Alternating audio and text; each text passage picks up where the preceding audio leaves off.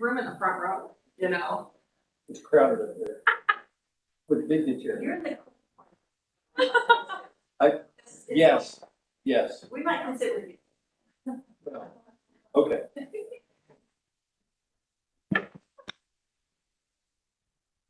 I'm still walking.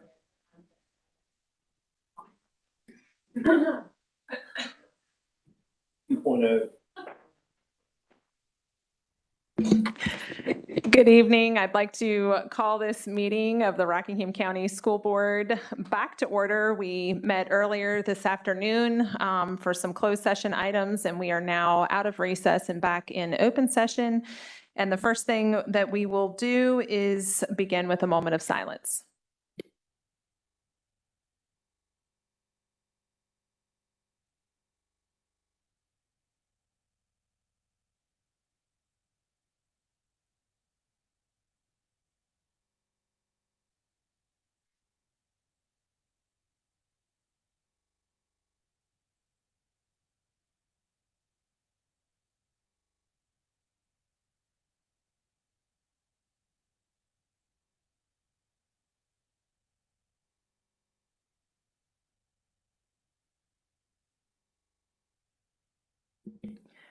Thank you. Now we will stand for the Pledge of Allegiance.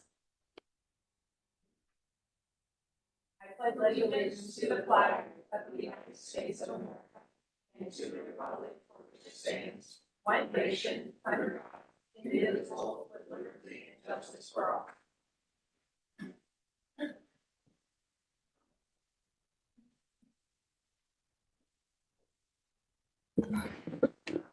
We apologize for the toastiness of this room.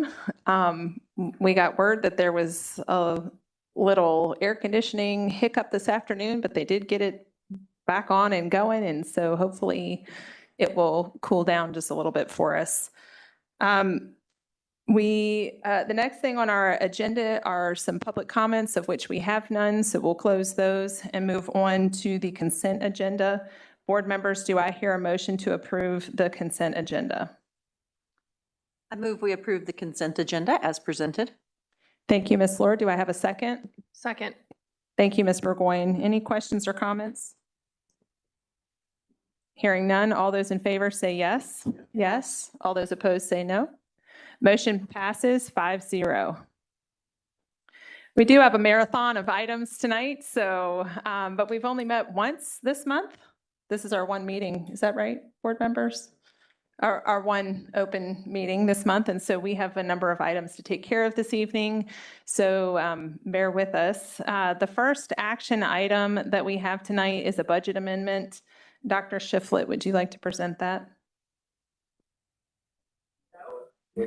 I apologize. Justin Moyers is going to present that. Good evening, Chair Hurst, members of the board, Dr. Shiflett. So I have a budget amendment for you this evening. This is for additional state funds that we received for the 24-25 fiscal year. We received a total of $2,226,158 in additional funds. Those funds are from Medicaid, as well as E-rate reimbursement and also additional state revenue because our ADM was higher than what we had projected. This money will then be allocated back to technology equipment, and then the difference will go into our capital projects fund to be spent on security cameras next fiscal year. So I'll be happy to answer any questions that you may have. Before we get to questions, board members, let's have a motion in a second. Dr. Shiflett. Chair Hurst and board members, I recommend approval of the budget amendment that will appropriate additional funds for technology equipment and capital projects in the amount of $2,026,158 for FY 2025 budget as presented by Justin Moyers, Chief Financial Officer. Thank you, Dr. Shiflett. Board members, do I hear a motion?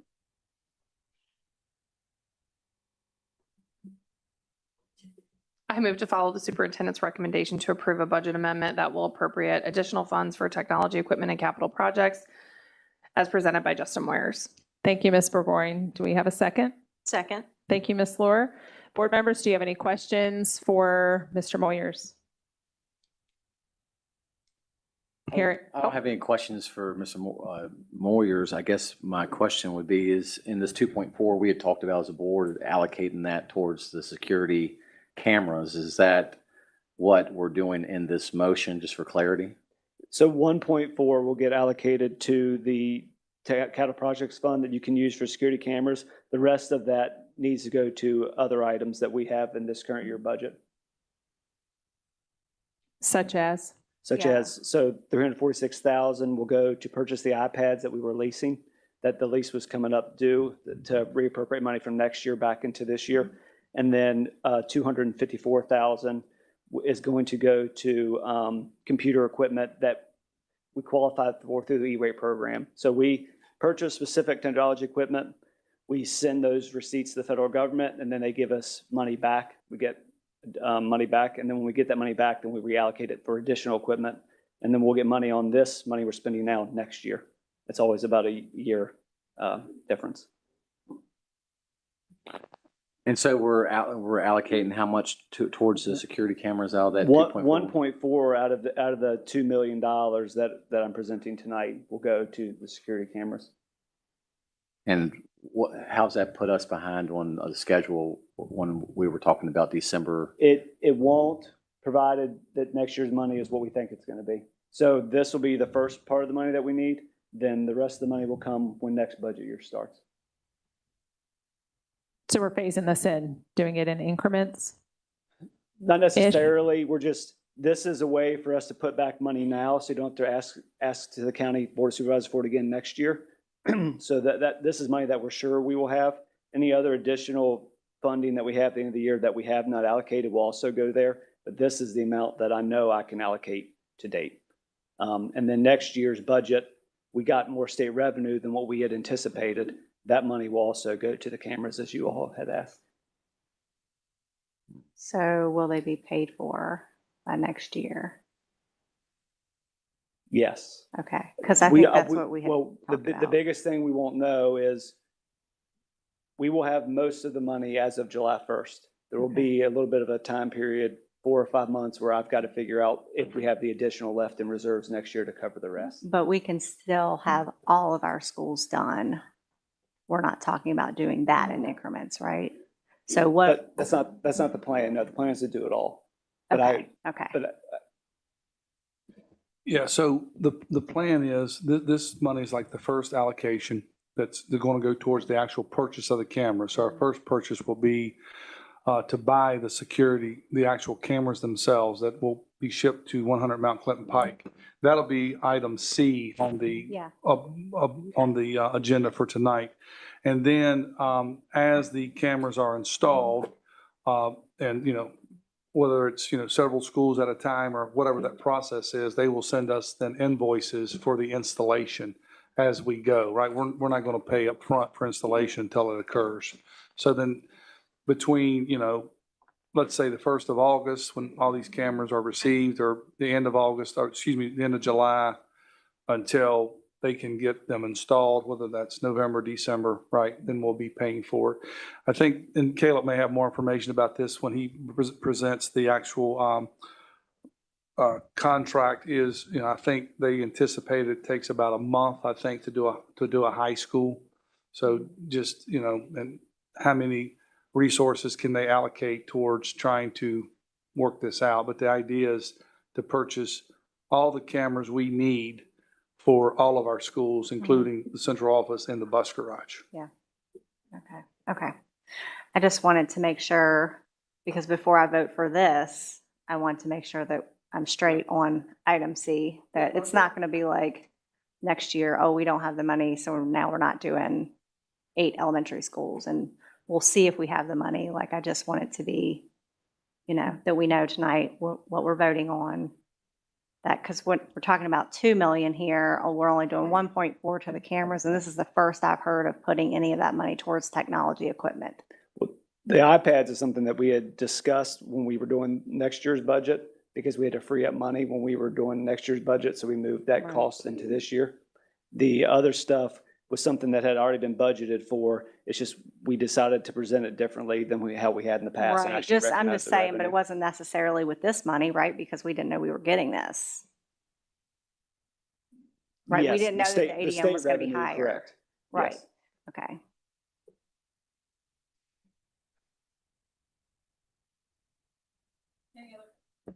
Any other questions or comments, board members? Hearing none, we have a motion to follow the recommendation to approve the budget amendment appropriating additional funds for technology, equipment, and capital projects. All those in favor, please say yes. Yes. All those opposed say no. Motion passes 5-0. Mr. Moyers, I think you're staying up here for another item, which is next on our list, speech pathology services. So if you recall, last summer, we had come to you to do an RFP for speech services for some of our schools. That went really well. We actually need additional speech services next year from contractors. And so we would like to go through the process again to put out an RFP to hire additional contractors from the ones that we had selected last year. So this is just asking for approval to do so. Chair Harrison, board members, I recommend approval of the request to use competitive negotiations via an RFP in lieu of competitive sealed bidding for speech language pathology services for the 25-26 school year. Thank you, Dr. Shiflett. I move to follow superintendent's recommendation. Thank you, Mr. Cross. Do we have a second? Second. Thank you, Ms. Burgoyne. Any questions or comments for Mr. Moyers? Hearing none, all those in favor say yes. Yes. Yes. Yes. All those opposed say no. Motion passes 5-0. Thank you, Mr. Moyers. The next thing on our list is item C, which is school security cameras, presented by our safety director, Mr. Bailey. Chairs, Dr. Shiflett, members of the board. In the fall of 2024, it was actually a rainy November 11th Veterans Day at Spotswood High School. We were commissioned to do a school security camera committee to evaluate the division's security cameras infrastructure and develop a comprehensive recommendation for improvement. That committee consisted of 3 principals, 1 from each division, members of our maintenance staff, SROs, as well as safety and technology staffing. And that committee has come up with the recommendation to install Verkada security cameras across the division, as Dr. Shiflett had said, in the bus garage and central office as well, not to exceed $4.2 million. Chair Harrison, board members, upon review of the School Security Camera Committee, I recommend that the school board authorize staff to begin negotiations with BizTech to enter into a contract for the purchase and installation of Verkada cameras in the amount not to exceed $4.2 million. Thank you, Dr. Shiflett. Board members, do I hear a motion to begin negotiations? Thank you, Ms. Cave. Do I have a second? Second. Thank you, Ms. Burgoyne. Any questions for Mr. Bailey? Has it, since we didn't approve it by I think it was June 9th was the date that was set, maybe? Everything is still as we presented in closed session. The pricing is the same.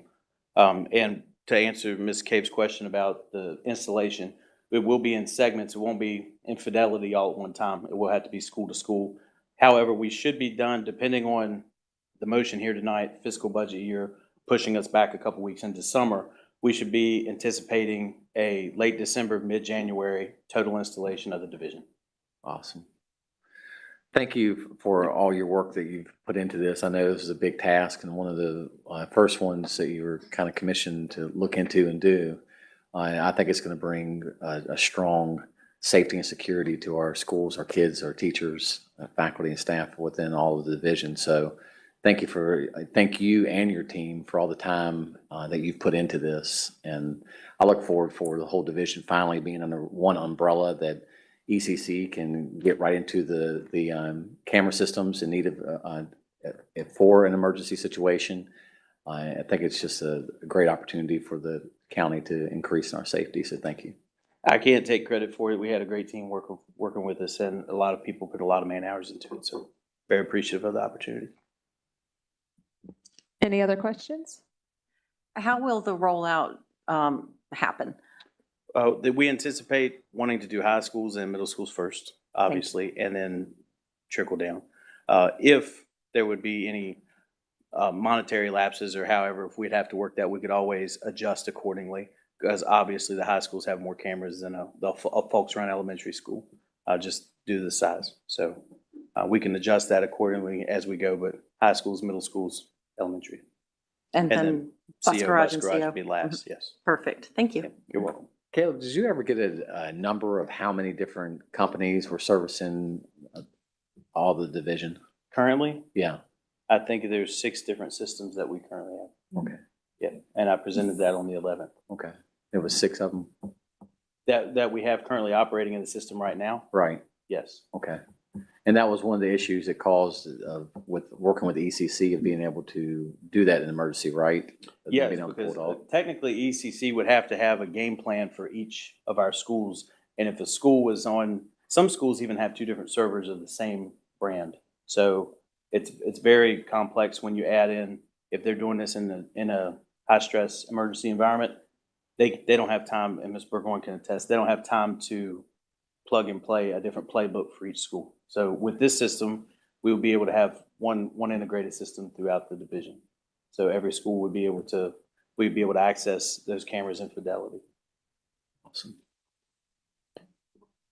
Can you give us kind of an overview of what these cameras are going to do for our division? Specifically, I've had people reach out to me and say, oh, well, are these going to be used to surveil our teachers? Can you kind of speak to what it's going to bring to the table for us, please? Absolutely. Well, the first thing is we don't want to surveil anyone, correct? Like our plan is to make sure we're secure. So that's the biggest thing, is we want to have adequate hallway coverage and things like this. We won't have classroom cameras. We won't have audio cameras. So there's some things of that nature that can help us. And to that extent, I don't want to divulge too much information about the cameras as well, because that's a security breach in itself. So we don't want someone sitting at home thinking and plotting and planning of, listening to me talk to you. But if you want to speak in closed session, but to give teachers and folks a peace of mind, this system is able to be tracked with throughout the system in entirety. So every move that you make on that system, regardless, if you look at a certain class, if a principal pulls up a certain classroom regularly, a certain camera regularly, or there's individual, we can have checks and balances on that where people can monitor it. So we're going to have different permission settings that have access. So not everyone is going to have access to the camera setting in totality. We'll have permission settings through IT with Mr. Gillette that monitor this, so there's a checks and balance. So even someone at the ECC will not be able to check in and watch someone in the school, if that makes sense. So we're not going to have any of the big brotherism. Yes, thank you. And yeah, we've had a couple of conversations in closed session. I wasn't sure what I could say to the public. So thank you for kind of giving it to us in a nutshell. You're welcome. Well, just to be clear there's no cameras going in the classrooms. No Okay. classroom I don't cameras. want the public or media to get a hold of that tonight and say we're putting cameras in the classrooms. No All right. classroom cameras. We want our school to be recorded to where we're creating a safety net, not a prison system. And kind of on that note, we have had people come in public comment and mention that stairwells, children were getting, there would be altercations between different children in stairwells. So we've got that kind of coverage, just to Yeah. kind of make sure that our full kids template are. covers full hallways, stairwells, every exterior door. The SROs, we had school resource officers, Sergeant Dolphinmeyer assisted with this, and as well as, well, I'm going to forget her name now, you put me on the spot. We had several officers participate in this, and they gave their feedback from a security perspective, which is opposite of our principals because that's a disciplinary perspective, most likely. So they're most likely the ones that want to see the stairwell, where the SRO wants to see that exterior door to catch someone coming or going. So we had the different perspectives. Holly Glovier was the name. I knew I would come back to it. Yeah, so that we do have a template in place so that we'll have that coverage throughout the division. So no school's going to be left behind with less cameras, or we'll have it appropriately covered. But just to be clear, you had overwhelming support from the principals that participated in checking those things out, give an opinion and all of that. Like there was support from the principals for this security system. Yes, ma'am. And actually, I wanted to pull my name off of the recommendation letter from them, just because I wanted it to be their voice, and they told me Right. that they wanted my name on it as well. Yeah. But I wanted to let them do the talking because it's what they're going to use. And they're the ones who put in the value time, as Dr. Shiflett says constantly. They're the hardest working people in our division. And they're bombarded with emails, and we've put over 500 hours into this, and we've vetted multiple systems, and we've spoken to you all in closed session about the gravity. We went to the links to make sure that we were covering ourselves accurately, but not doing ourselves harm by having too much either. So. I just had a question. How quickly, when we put these cameras in, will our 911 center have access and ability? Or is that long-term? Right now, we're just looking at updating cameras for school division As purposes. soon as we have the first one in, we should be able to have Okay. them loaded up. So Okay. it's a cloud-based system, so they should be able to access it. Greg Gillette suggested that we reach out to ECC's technology director. We've already been in preliminary talks with them. They were on the front end of this. Okay. So this transition should be very easy for ECC. Cool.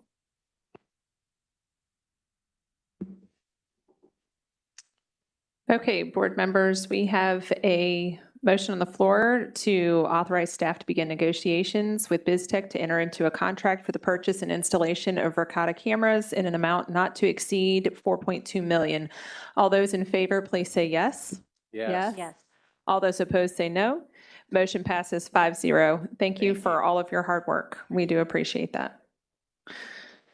The next three items are brought to us by Mr. Greg Gillette. We have a couple of technology bid and some procurement things. We'll let you take it away. Thank you. Chair Hurst, members of the board, and Dr. Shiflett, thank you for your time today and for your dedication to the students of Rockingham County. Before you is a resolution regarding annual reimbursement from the Virginia Public School Authority Education Technology Notes Series XXVI or 26.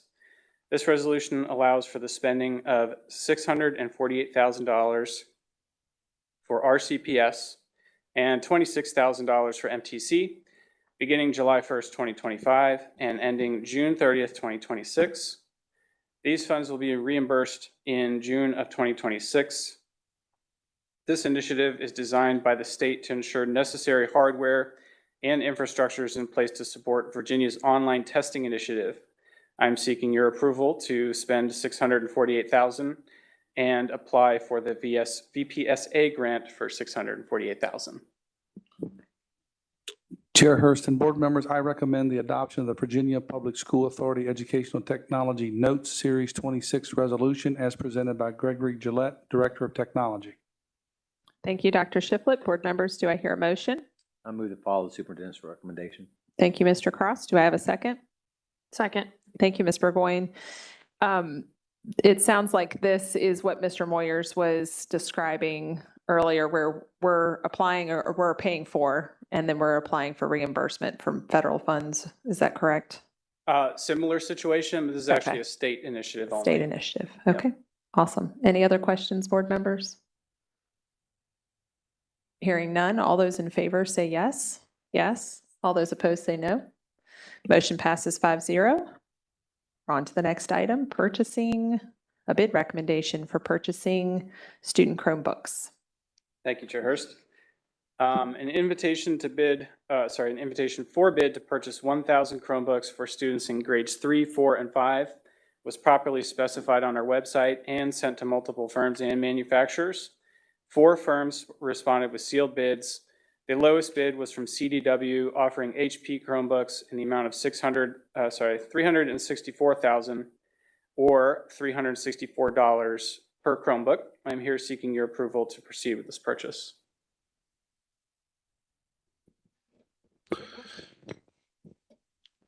Chair Hurst and board members, I recommend awarding the contract for purchasing 1,000 Chromebooks to the lowest bidder as presented by Gregory Gillette, Director of Technology. Thank you, Dr. Shiflett. Board members, do I hear a motion? I move to follow the superintendent's recommendation to award the contract for purchasing 1,000 Chromebooks to the lowest bidder as presented by Gregory Gillette. Thank you, Ms. Lord. Do we have a second? Second. Thank you, Ms. Burgoyne. Any discussion from board members? How long is that contract good for? You mean For the How three- soon can we execute, or how long do we have to execute on it? I believe that, I would have to look at the bid language to be certain on that. I couldn't say. But we could ask them specifically, how long would you give us this pricing? This is to purchase, not rent. Purchase, yes. We've decided to purchase them versus leasing them because That's a good question. So our next action item will be to lease 1,700 Chromebooks. And the reason that we chose to purchase 1,000 Chromebooks and lease 1,700 is twofold. One is cash flow. We don't have enough cash this coming year to buy 2,700 Chromebooks. So that's the primary reason.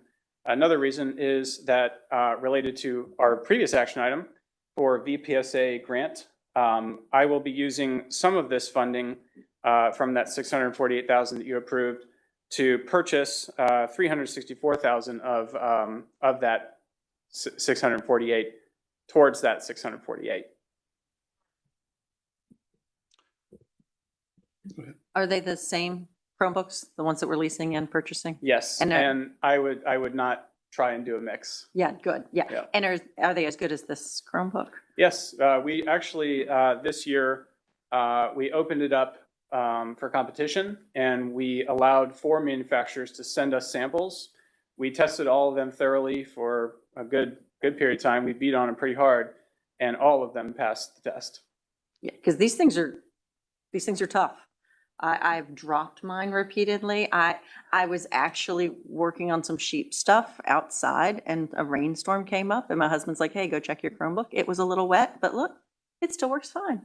Nice. So, yeah, they're amazing. So thank you for all the work that you've done. It was MTC sheep stuff.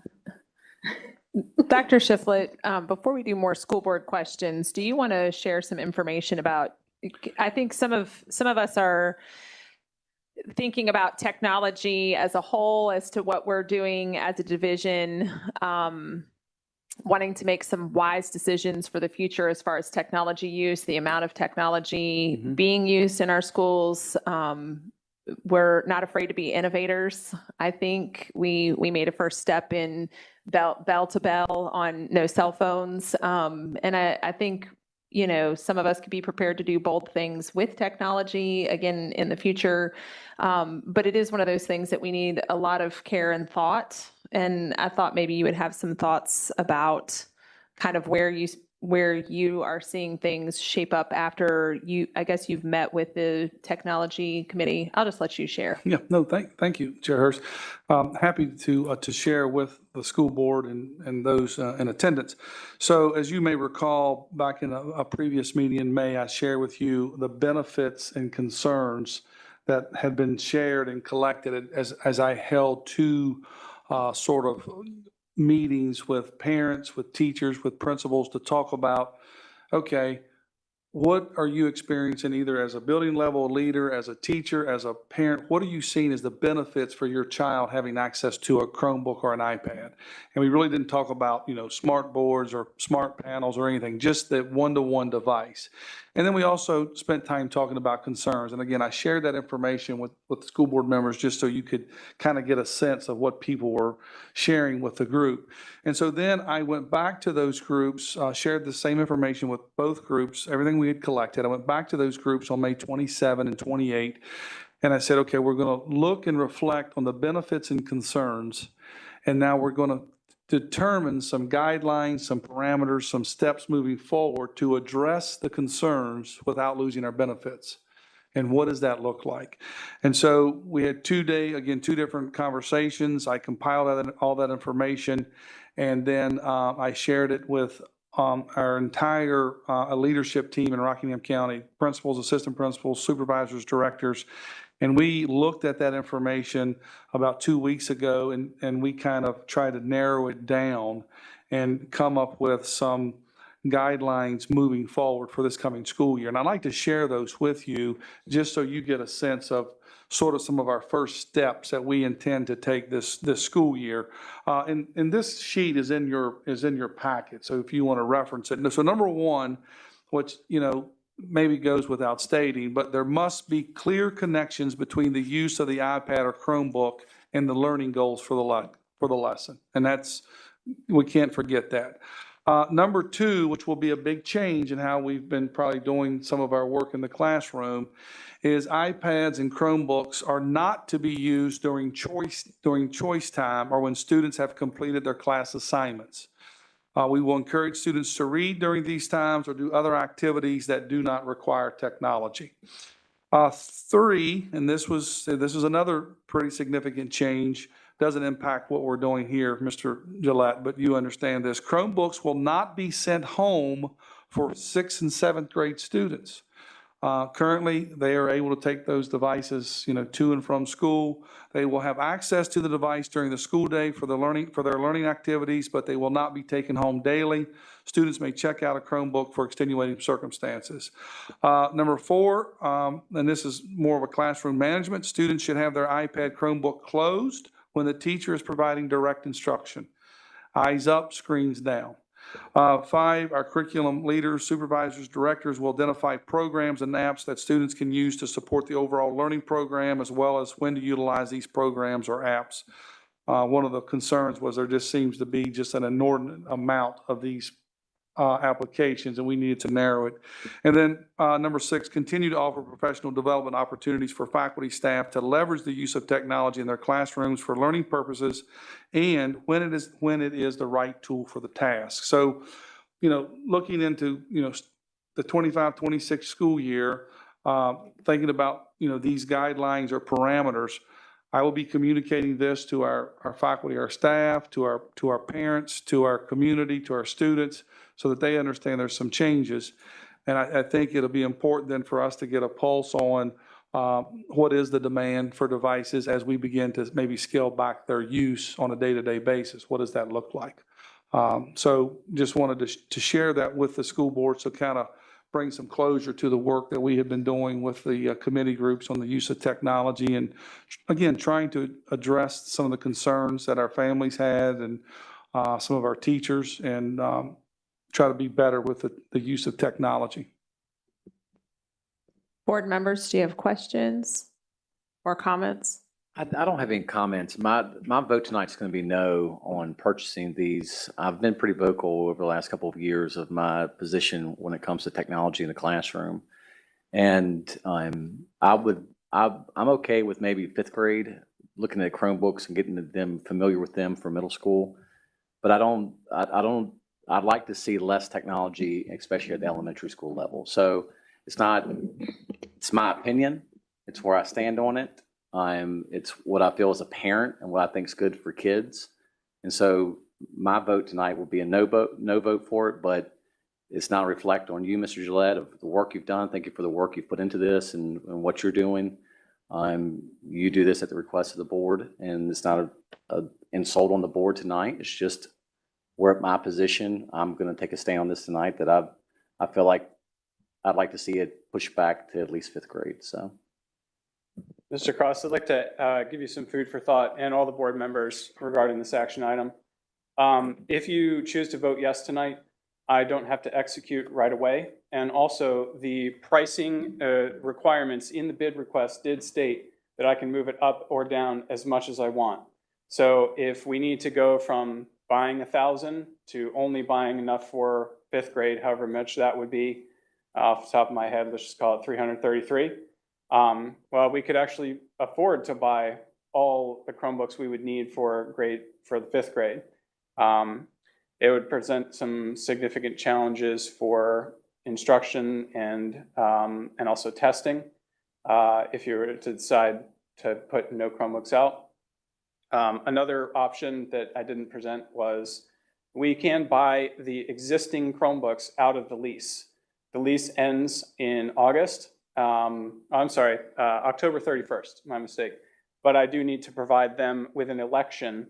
I need to provide the bank with an election to determine, let them know if we're going to buy those out of the lease or if we're going to end the lease and return them to them.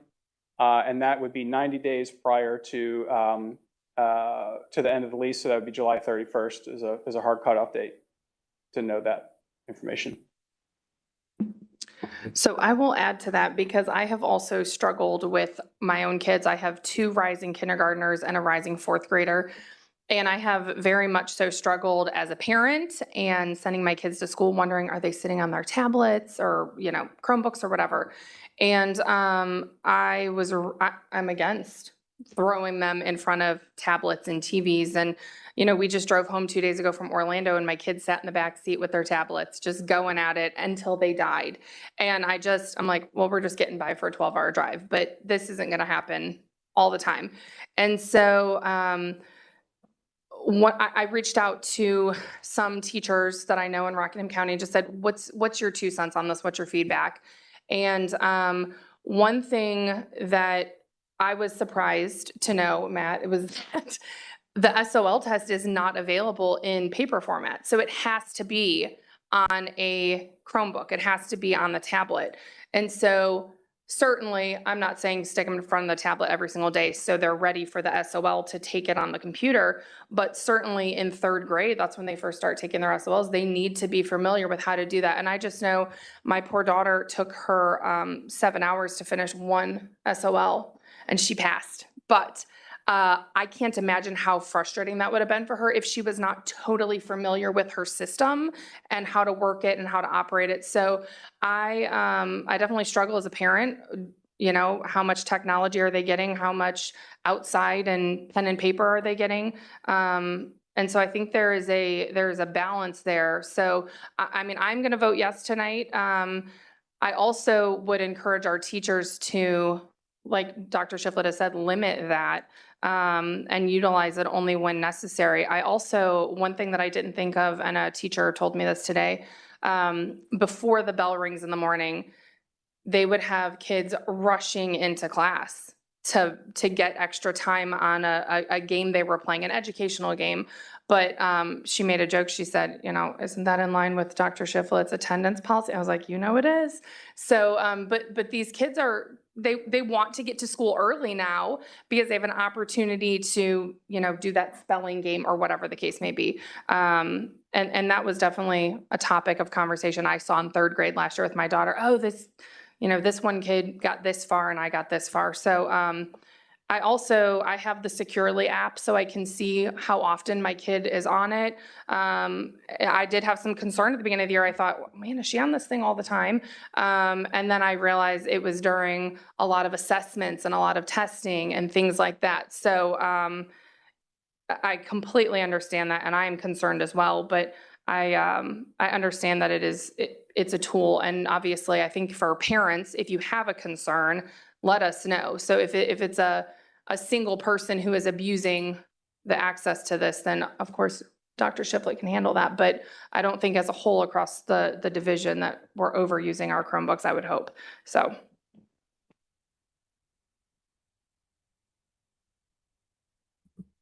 I guess my question would be to you, because we discussed this the other day, Dr. Shiflett, and so I was informed about the SOLs being taken on them. What's the workaround? Because these purchases, when we're talking about either with purchasing or leasing, we're still talking about the one-to-one, right? So what's the workaround if we scale back our purchases and we scale back our leasing? And we may be talking about not tonight, but maybe long-term. I mean, how can we do that?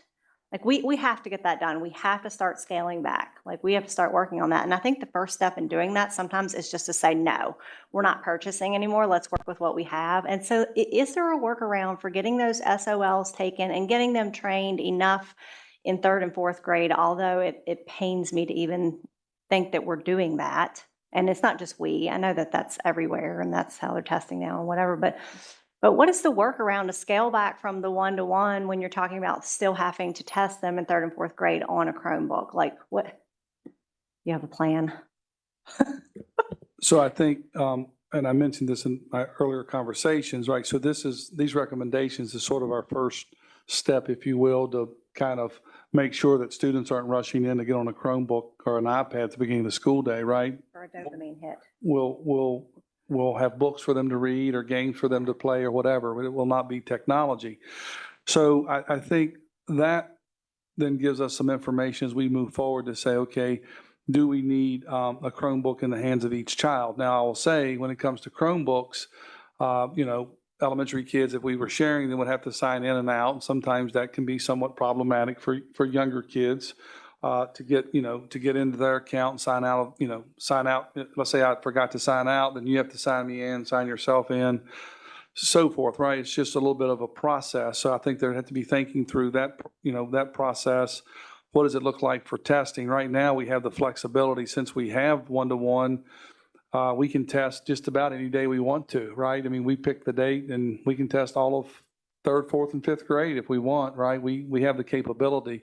I think we'd have to think through the testing window. It's going to change and have it be moved to the last 2 weeks of the school year. And so it's going to get a little bit tighter window. So we'd have to think about that piece. And again, I see some value in teachers having this resource when it's the best tool for the job. So if you're giving a test in, Virginia studies, and you want to put kids on the Chromebook for some type of assessment that has some multiple choice and also some technology enhanced items, I think it just gives them more flexibility. It's a conversation. Then how do we pull back and then still, have teachers to work around? I shared this, with both groups. When I was a classroom teacher, we didn't even have access to a computer lab because the computer lab was used for keyboarding and teaching Computer 8.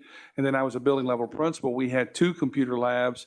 Teachers always had to sign up for them, right? So then you had to plan ahead when you're going to use the computer lab. Is it available? Those types of things. So part of the one-to-one initiative was just really making sure the resource was there when it was needed. But I think it can be, future conversations as to is at the elementary is one-to-one too much. I don't know.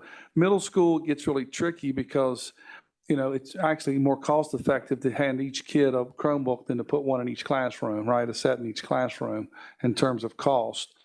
So I think it's again, a continued conversation as to what direction, the board desires to go. I understand, as I was a part of these conversations with these families, the concern of kids spending too much time on iPads or Chromebooks. I understand that. Yeah. So I guess 2 questions, and you may answer them together, is maybe not. So is this more of a pullback on some of the classroom management techniques as opposed to a pullback on our purchases? Like, hey, it's still a good idea to purchase these, and we're just going to work where we're going to start this mountain. Where we're going to start at is managing the classroom and changing our habits inside of the classroom. That would be my recommendation, to start there. What about if this was a K-2 lease and purchase tonight? Would we perhaps in the future, when those come up, think differently?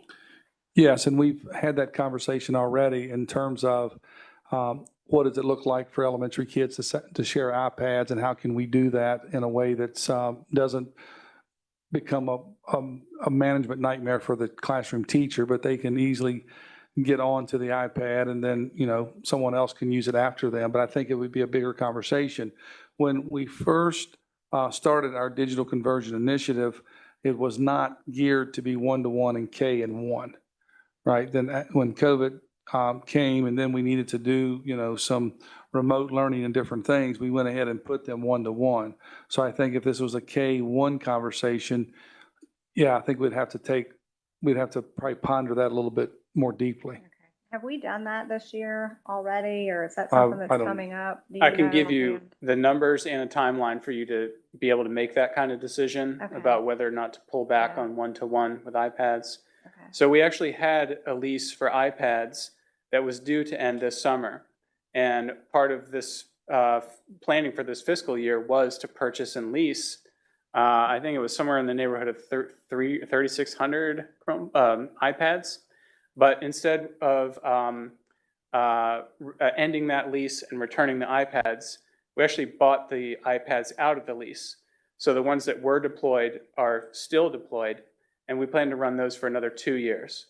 So by the end of the school year ending in 27 is when we'd want to make a decision about whether or not to continue one-to-one with iPads and students in K to 2. Okay, all right. And these initiatives that you've talked about, these parameters, Dr. Shiflett, just for clarification to the public, you're talking about K through 12.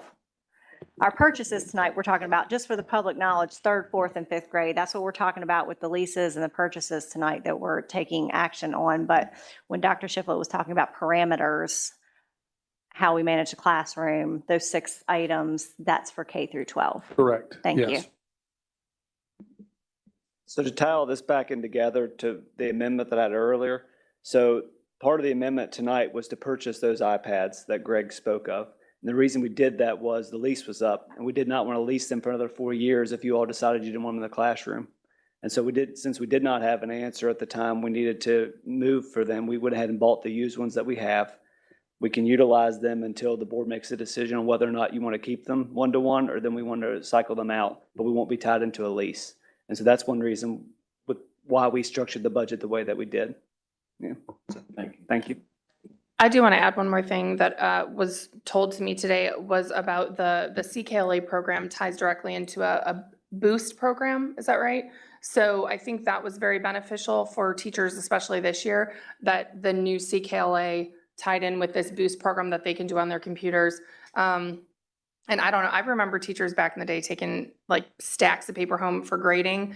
And I was just like, this must be so easy. They just take the test and it's automatically there and they get their grades in. So I guess I think for a teacher's sake, maybe beneficial when doing testing and things like that, saves them a lot of time, I would hope.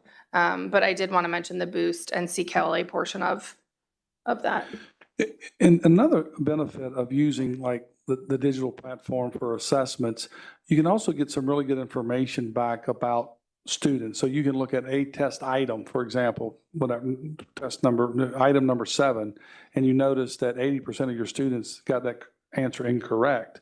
Well, now either you didn't teach it correctly or there's a misunderstanding, right? It allows you as a teacher to kind of pinpoint where you need to reteach or review. So there's some value in it. So again, I think, Mrs. Cave, I sort of like your thoughts about, okay, we're going to keep the technology there, but we're going to scale back our use of it on a daily basis and be very more intentional about it. And then if that leads us to conversations down the road to say, do we need one set for 2 classrooms or 3? What does that look like then? And what can teachers get by with? Some of these technology enhanced items are challenging for students on the computer, right? They're high rigor. Maybe there's a time, where Mrs. Estep can show some samples of what these questions look like and what our students are working through. And so you really need lots of opportunities for kids to practice that, right? Whether it's just one daily warm up or an end of the day exit ticket, but giving kids an opportunity to see questions like this, because it's not a simple multiple choice, pick the best answer. It may be 2 or 3 answer choices are correct. And we got to give our kids opportunities to be successful and work with them through that. So.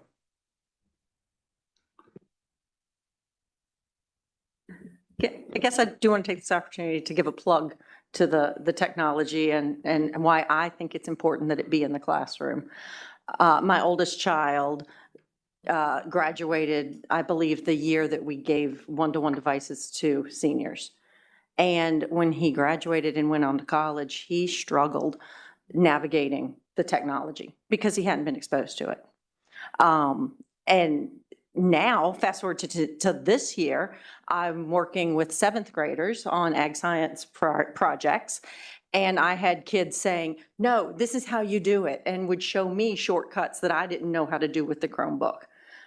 They can navigate it now better than I can. We have to prepare our students to work in the society that they live in, which does include technology. So I think it is important that they get exposure to it, but we do need to be mindful on how we give them that exposure. So just wanted to put that voice out there. Thank you. I'll wrap up comments just by sharing my intention is to vote yes tonight, because I think it's prudent to do so. I think we've all expressed a level of concerns that we have. I'm looking at things from a former teacher's perspective. I understand how sharing technology works. I remember the times of computer lab, sign up to take your kids to the computer lab. I remember the times when we used to sign up to get a cart. I know what it's like to schedule tests when you have to say, I've got 2 5th grade classes, 2 4th grade classes, and 2 3rd grade classes that all need to take their reading SOL test, and that could take all day for each grade level.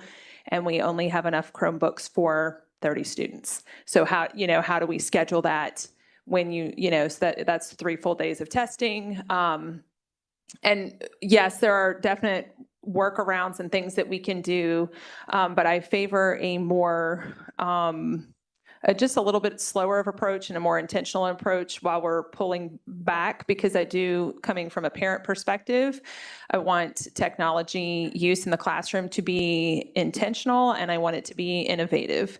I think when we came through COVID, a lot of teachers, myself included, because I was teaching during that time, I had a lot of worksheets for elementary school that were worksheets that now I needed to digitize, right? So coming out of COVID, and when we think about it, it's really only been like 2-3 years since we were fully digital, masking, all the things. And, at one point we were concerned about transfer on paper, right? So everything went to the computer. It took time to do that. Teachers have developed really amazing looking slides and presentations. What I would suggest is, though, that it's time to pull back the worksheet use, right? When we put all of our worksheets on the Chromebook and you have students completing something that could have been on paper and pencil, I think I would tell you I favor paper pencil. I think there's a lot of value in taking notes on paper pencil, but I also would agree that there are some amazing things that can be done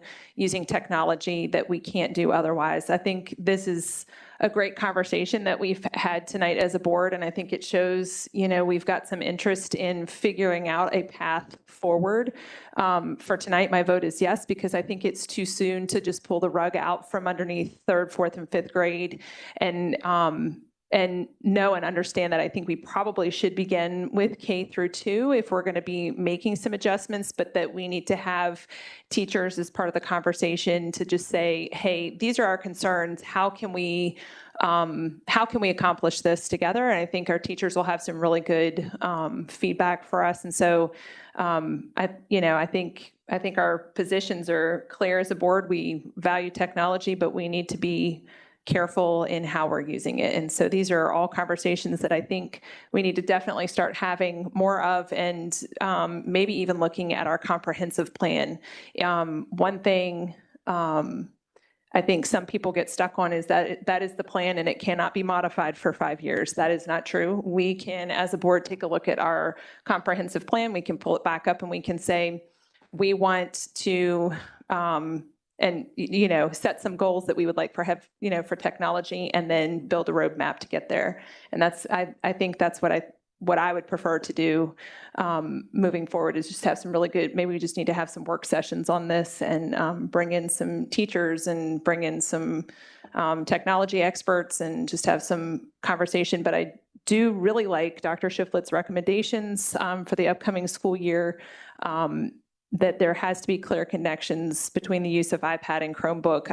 I like that, if you finish a worksheet or an activity early, that we don't just hop on a math game. I like the concept, like, go pick up a book and read. Like, we should definitely get back to that. And so those are just kind of my collection of thoughts, random thoughts, a whole lot of them. But board members, if there is nothing else, we do have a motion to follow.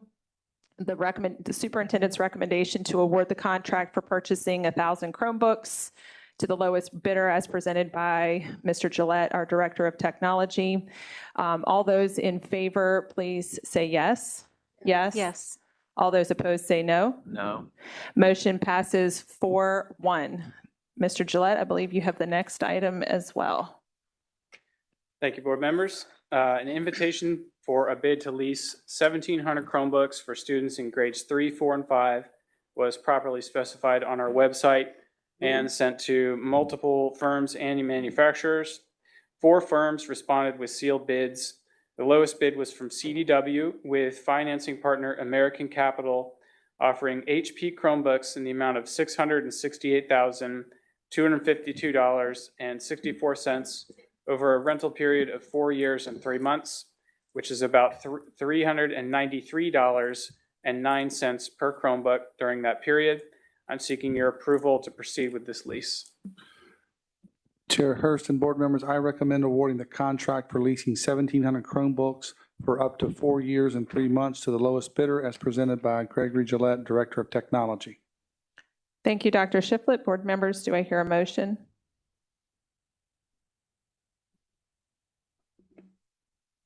I move we follow the superintendent's recommendation. I'm just going to leave it there. Thank you, Ms. Second. Laura. I'll second. It's getting hot up here.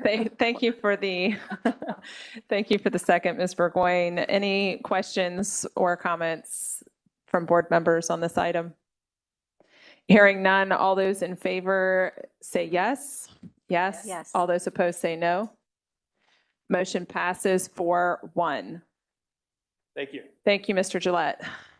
For those of you that are watching, the temperature is rising. I don't know if you can feel it or if it's just me. Okay, next up we have Mrs. Amanda Rickard. She is going to present on the secondary math textbook adoption. Good evening, Chair Horst, members of the board, and Dr. Shiflett. After multiple textbook review sessions and feedbacks from teachers and parents, I would like to put forth that the math space textbook for grades 6 through Algebra 2 be considered for adoption as our high-quality instructional materials which are required by the Board of Education. Math space met all the VDOE criteria as it was one of the only textbooks written specifically for Virginia and not Common Core, and they tried to align it afterwards. There is an online component which offers a digital copy of the textbook and online practice with immediate feedback, but this one would also come with the old school printed textbooks too, so we could do that offline stuff. And teachers would have the capability to do offline assignments as well. We also received parent feedback that printed textbooks were something that parents were looking for or a preference they had. So again, I would like to put forth the math space textbook up for consideration for adoption for grades 6 through Algebra 2.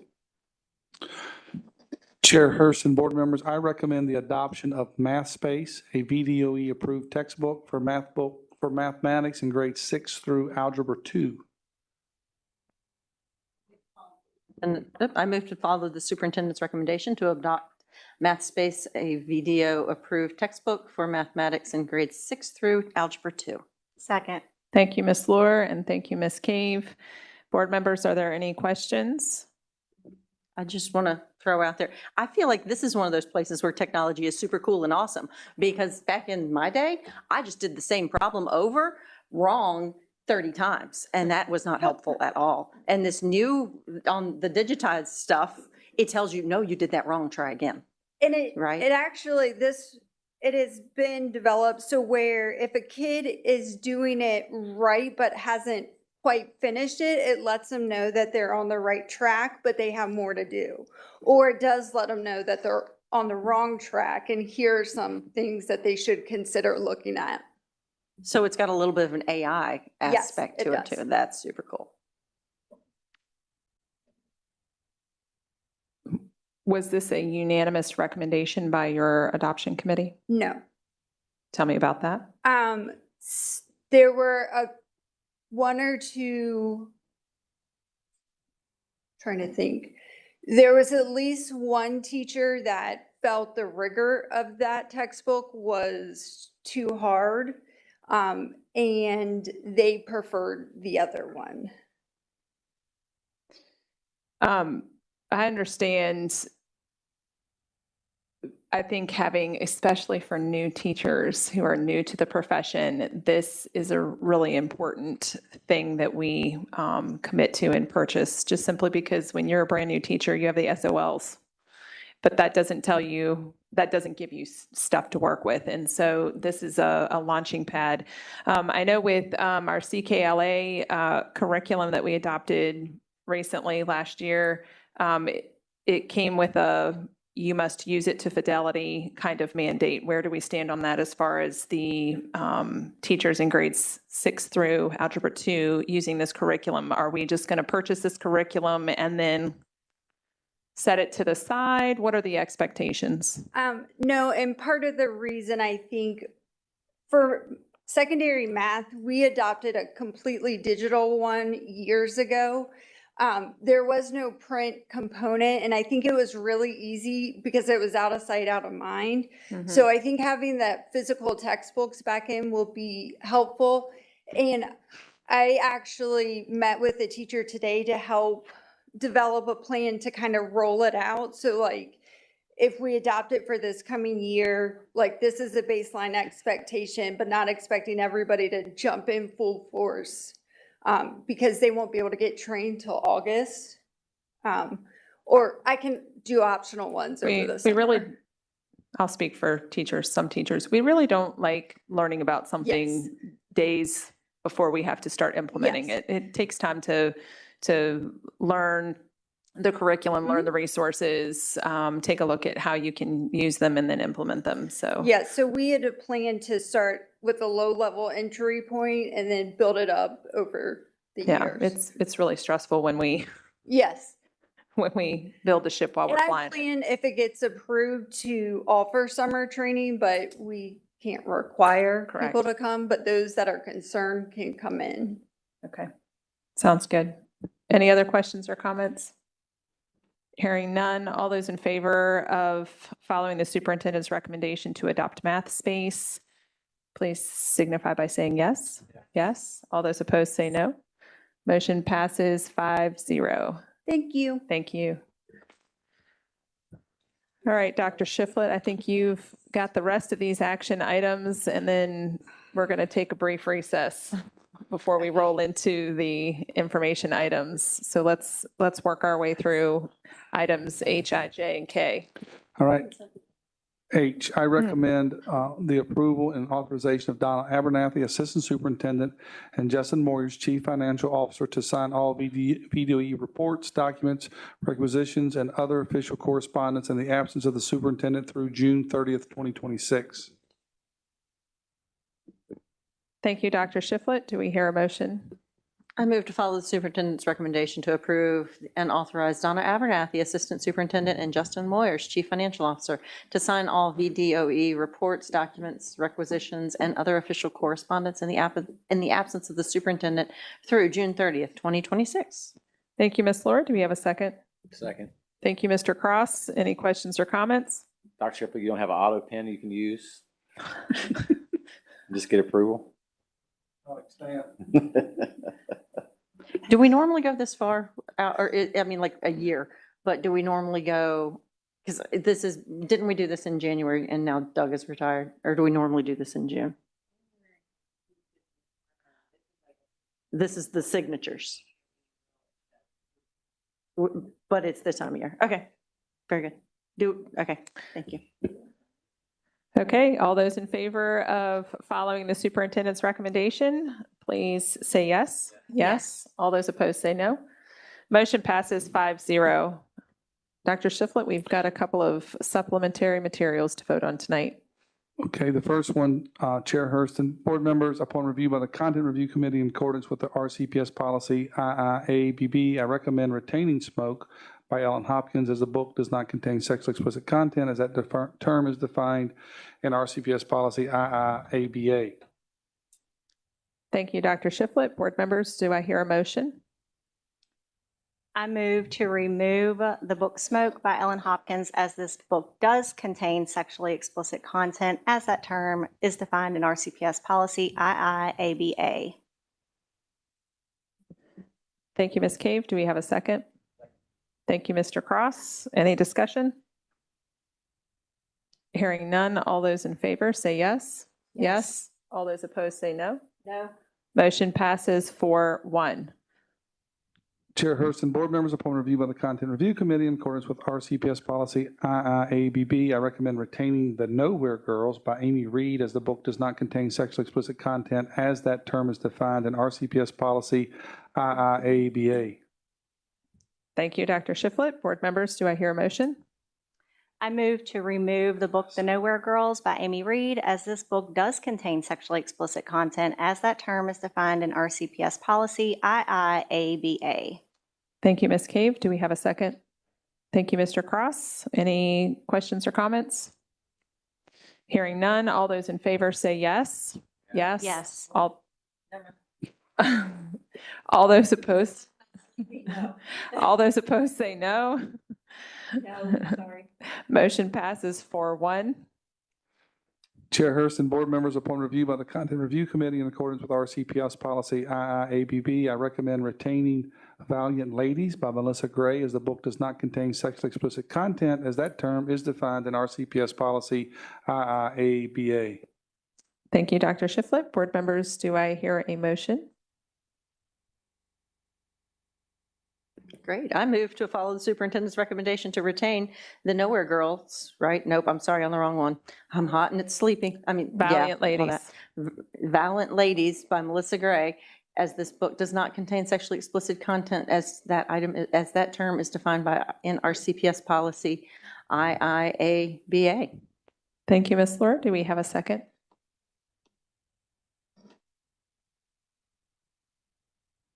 I'll second it. Any questions or comments?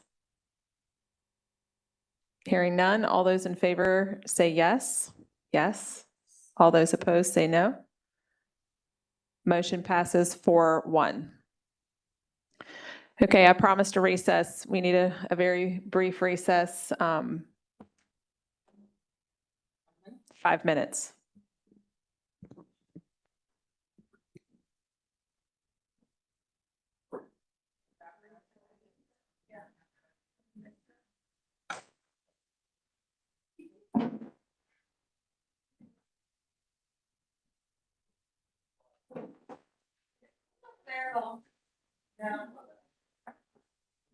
Motion, a lot of air to the front. Oh, that was good. That was good. Glad to give you that. Yeah, you're sitting on the Turn the lights off. Summer? Yeah, I have one of those misters from Disney in my car, one of the fans of the mister. Oh. Got Minnie Mouse on it. Bring it in, mister.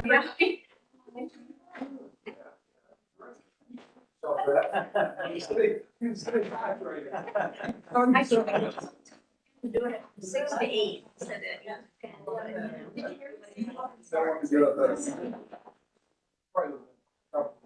Yeah, yeah.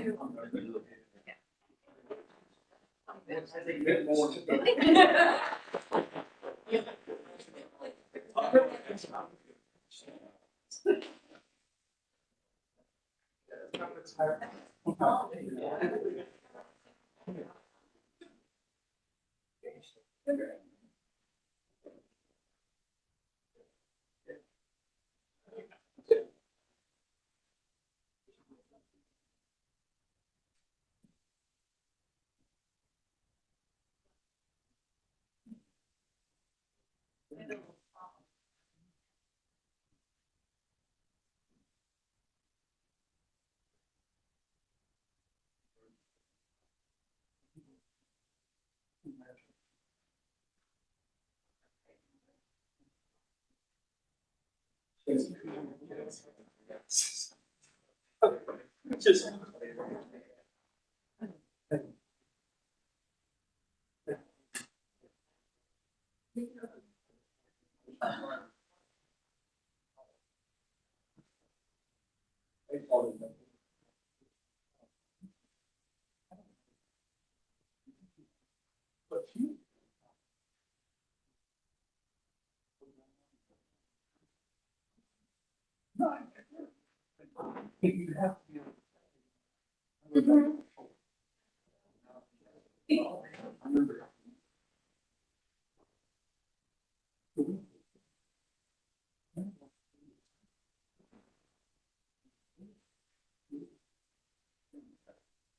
I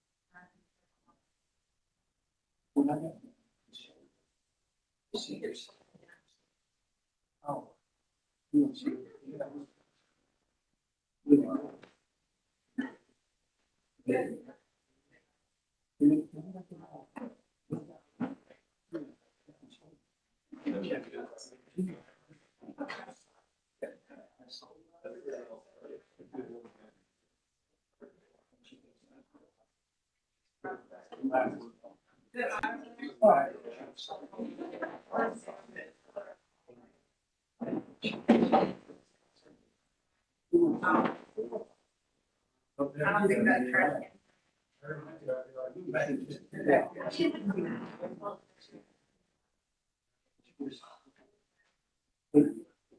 Made the right decision, but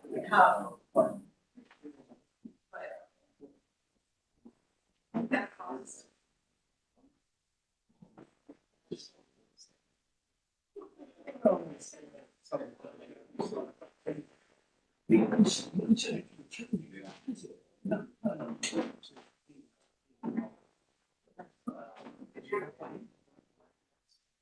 Number 16 is number 1.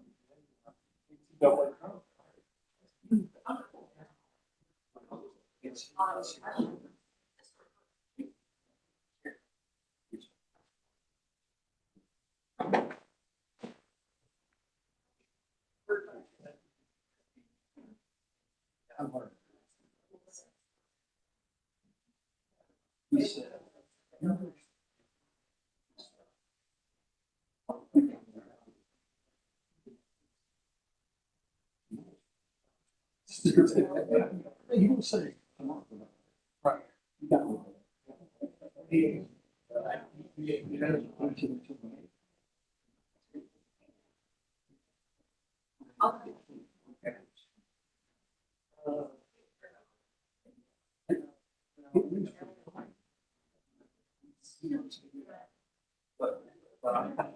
But it was a good day. It was a good day.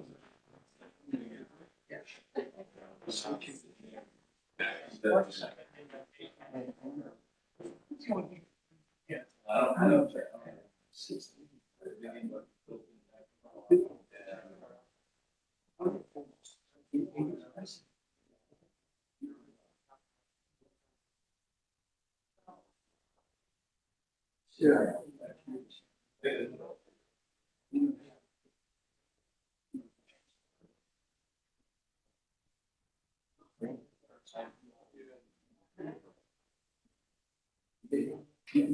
Yes, I do.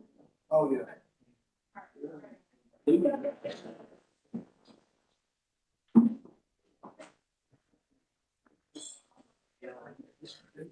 doesn't matter.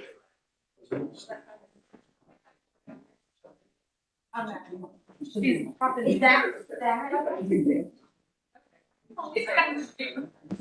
I'm a problem solver. Oh my God. I'm going to call this meeting back to order. Thank you all for the brief recess. At this time, we have several information items, beginning with a social studies update on Democracy 250 by Mr. Bo Dickinson. We'll give you the floor. And just remember, it's hot in here. I've already been warned. So, if it was 10-minute presentation, maybe it's not 10 minutes. No. It is much shorter. In fact, it's my retirement gift to Doug Aldifer. I've already announced it as such. So it'll be the first and only short social studies presentation. I hope everyone over there enjoys it. Is somebody timing? Is somebody timing Yeah, no, it? I'm all right. I'm okay. I'm just kidding. Take the time that you need. No, that's all right. Thank you, So Mr. I Dickinson. will be brief. I will be brief. So good evening, Chair Hurst, Dr. Shiflett, members of the board. Thank you for the opportunity to share this social studies update with you tonight. Tonight, I'm going to provide a brief overview of two major efforts of our district's participation in the National Democracy 250, which is essentially our version of America 250, and then the state version of Virginia 250. Democracy 250 is my terminology about what we're doing locally. And the second point that I will discuss is our locally awarded verified credit option in social studies. So very briefly, Democracy 250, as you know, it's our 250th anniversary as a country, and particularly the Declaration of Independence. So we will celebrate that fact on July 4th, 2026. That begins in earnest. It's something that we've had pre-existing in Rockingham County. We did a few events last year. Really, it starts here on July 4th. It's just coming around the corner. So it's a year-long celebration and recognition. There'll be a variety of things. I mean, this is just one big umbrella of a variety of events that'll happen across the division. This could be something as small as a lesson on the Constitution for Constitution Day in a random elementary school. It could be as big as a division-wide initiative and a student-led project. So my point in saying that is that it's just one big umbrella for a lot of things, recognizing this history over the course of the next year. I'd love to kick it off by inviting everyone across the division to join this event. That's actually an annual event at Monticello at Thomas Jefferson's home. It is a naturalization ceremony. I don't know if you're familiar with this or not, but it's something that happens every year. It's the essence of America, democracy. People from all over the world become American citizens, and they take their oath to this country on the steps of Thomas Jefferson's home on the 4th of July. So I plan to attend that event as a representative of the school division.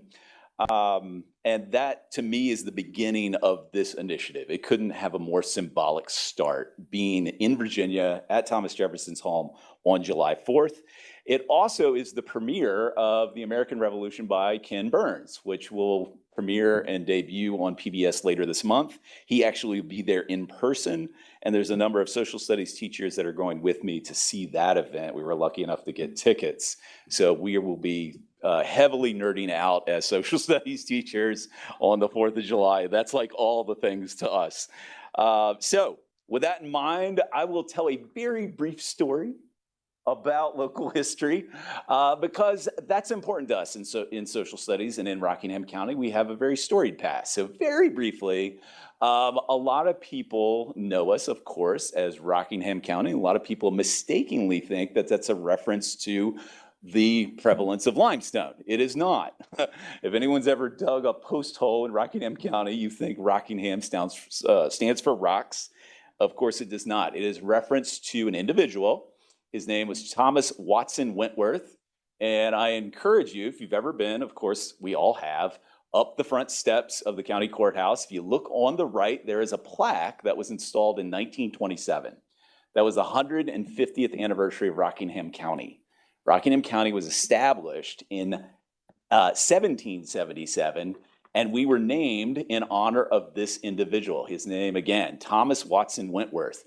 Now, why would we name ourselves after someone from Great Britain, which he was at the time a Whig politician? He was the Prime Minister of Great Britain twice, and he was named and honored here during the American Revolution. So 1877, of course, being 1 year after the Declaration of Independence. We chose this individual because he spoke out against the war against the colonies in opposition.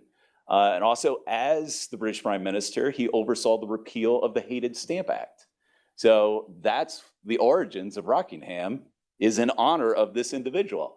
In fact, his estate, his name was Thomas Watson Wentworth, so that would be an odd name for a school division. Wentworth Public Schools was not, it doesn't really have the same center ring of the name, but Rockingham is a reference to his estate, and that is a place that is in the middle of Great Britain, probably about 2 hours north of London. And that was a castle named Rockingham. Those are the woods of Rockingham around it. And he inherited that property as the Marquis of Rockingham. So little interesting history. You know, that's where our name comes from. And it came to us during the American Revolution.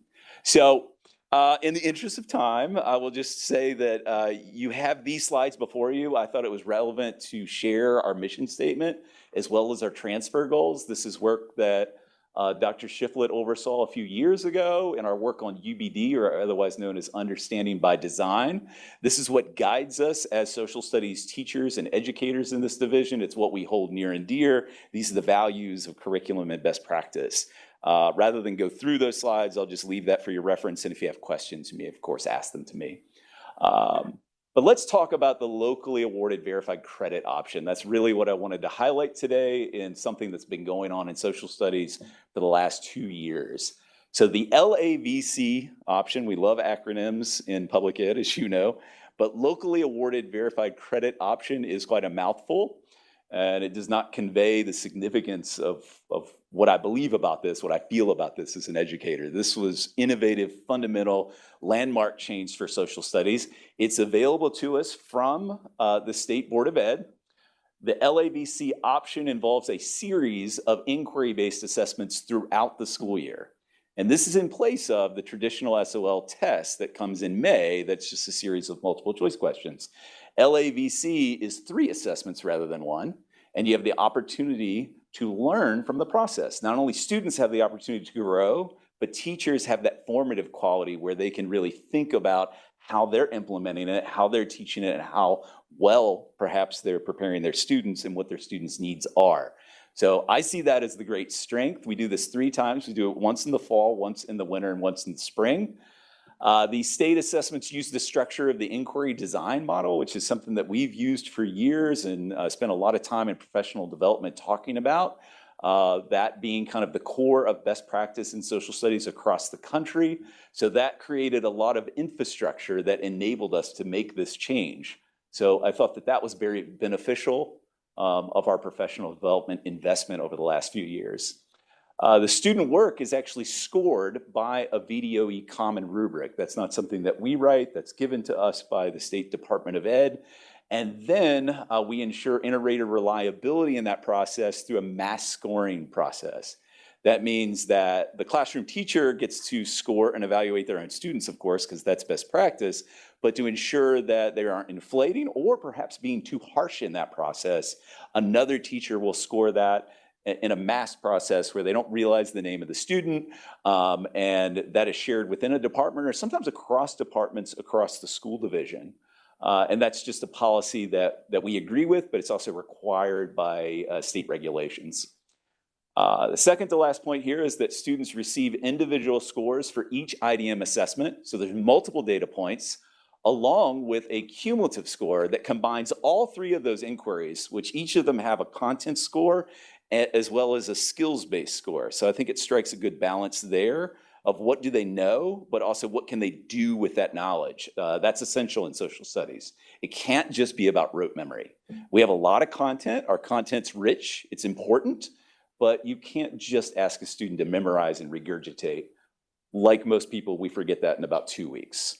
So to have some type of staying power and significance and some retention, it should involve both skill as well as knowledge. And that's my last point. So that's what LAVC is. Now let's look at results.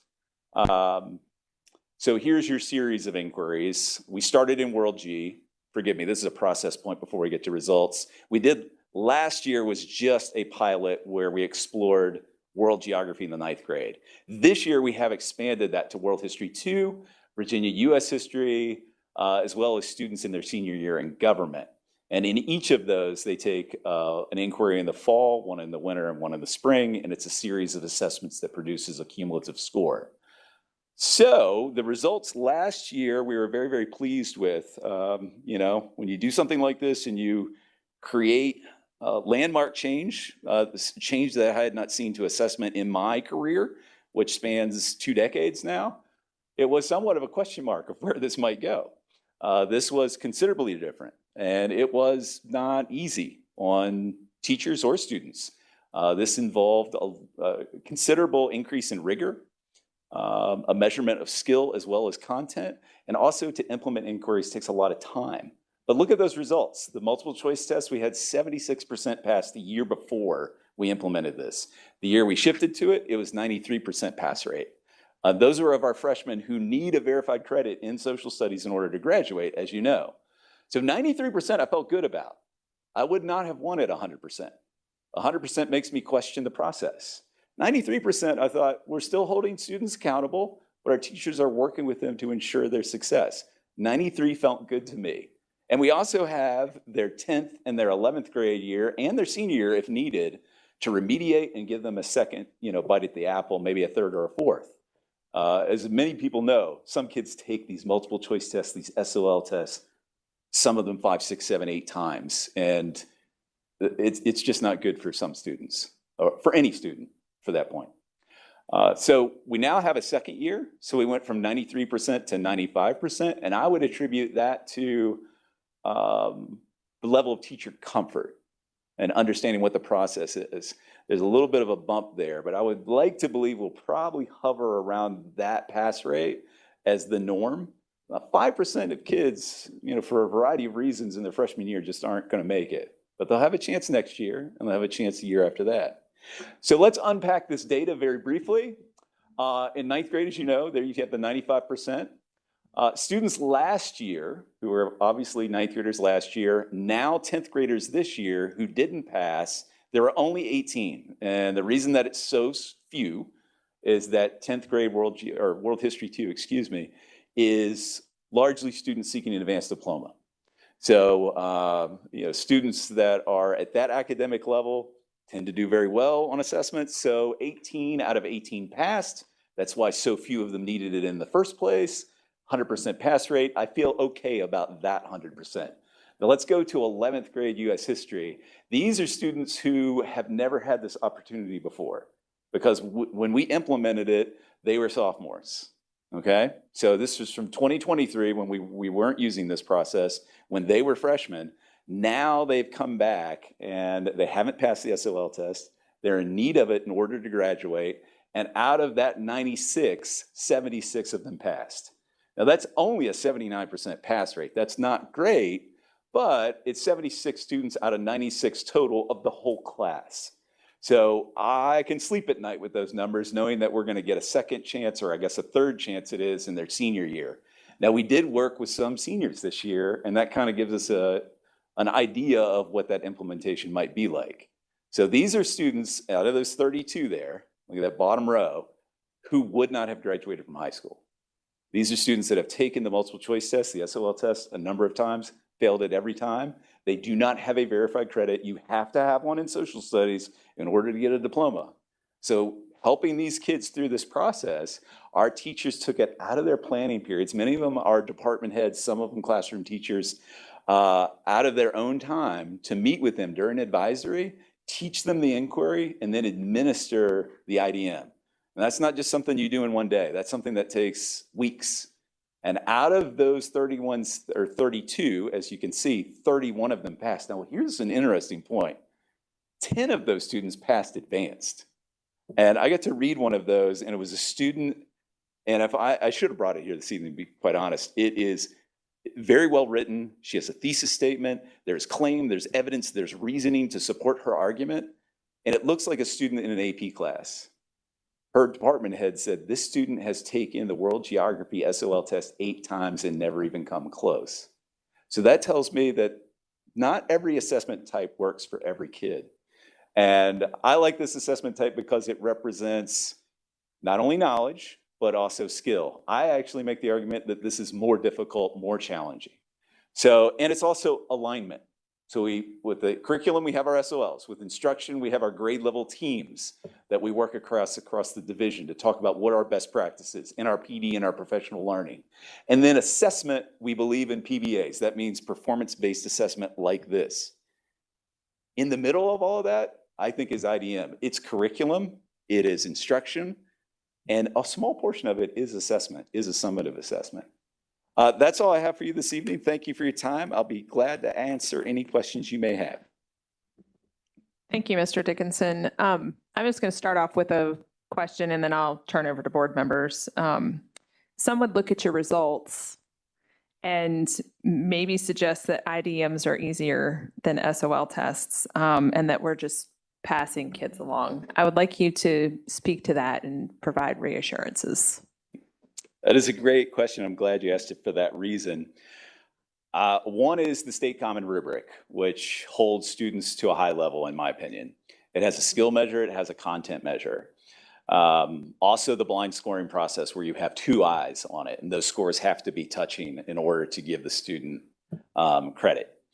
I would also just say, based upon my knowledge and my experience with these professionals, oftentimes I find that teachers hold students, particularly classroom teachers, will hold their students to a higher level than the rubric. And it's the second scorer who is a little less harsh and probably somewhat more objective.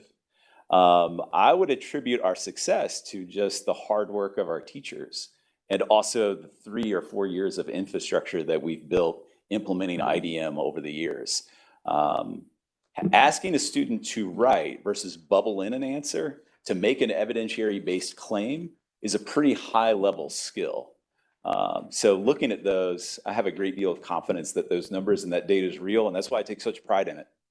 Well, and like you said, there are some students, like one of the examples you provided, that have taken an SOL test, a multiple choice test, 8 times, failed it every single time, but then writes a beautiful and well done, well researched IDM and passes. And so then we just, again, that comes back to what are we testing when we're testing? Mm-hmm. And the SOL test, I mean, there's some kids that struggle to take SOL tests. It's sometimes just strictly an anxiety thing.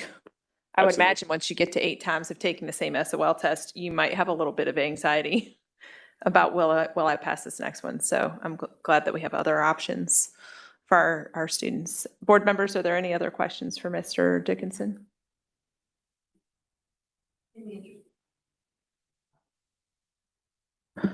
Okay, thank you, Mr. Dickinson. Appreciate your time. Thank you.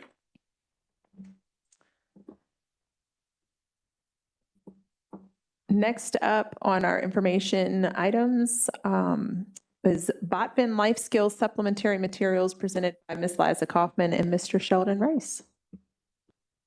Good evening. Chair Hurst, members of the board, Dr. Shiflett, thank you for a little bit of time on the agenda today to talk about some supplementary materials that we'll be using in health and PE next year. So Botvin Life Skills is an evidence-based program which has been shown to be effective in lots of evaluation studies. Mr. Gillette, will you please click on the link?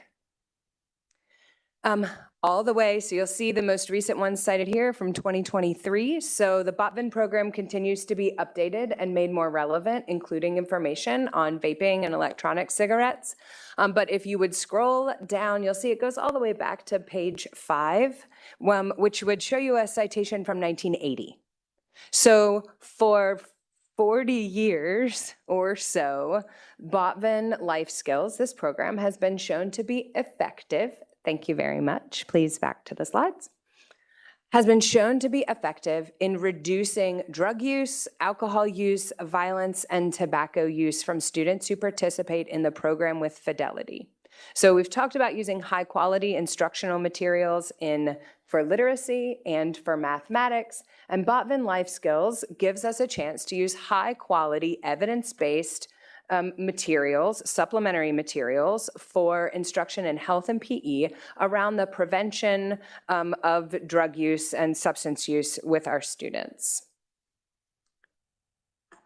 It is available these materials are available, these paper workbooks are available at no joke, actual paper student workbooks are available to the division to use at no cost to our division through the Right Help Right Now program with the opioid abatement program through the Commonwealth of Virginia.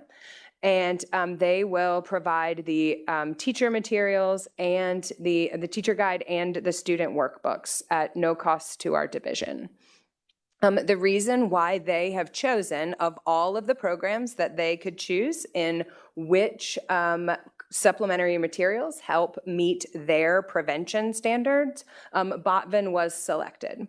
And so that's why it is available. The program isn't just like Liza and Sheldon in like the office going on teachers pay teachers and coming up with some stuff. It has been used for 40 years and rigorously evaluated and held to standards so that we can make sure that one of our most precious resources, I think, which is instructional time, will be used well and for a good cause curriculum aligned with the SOLs.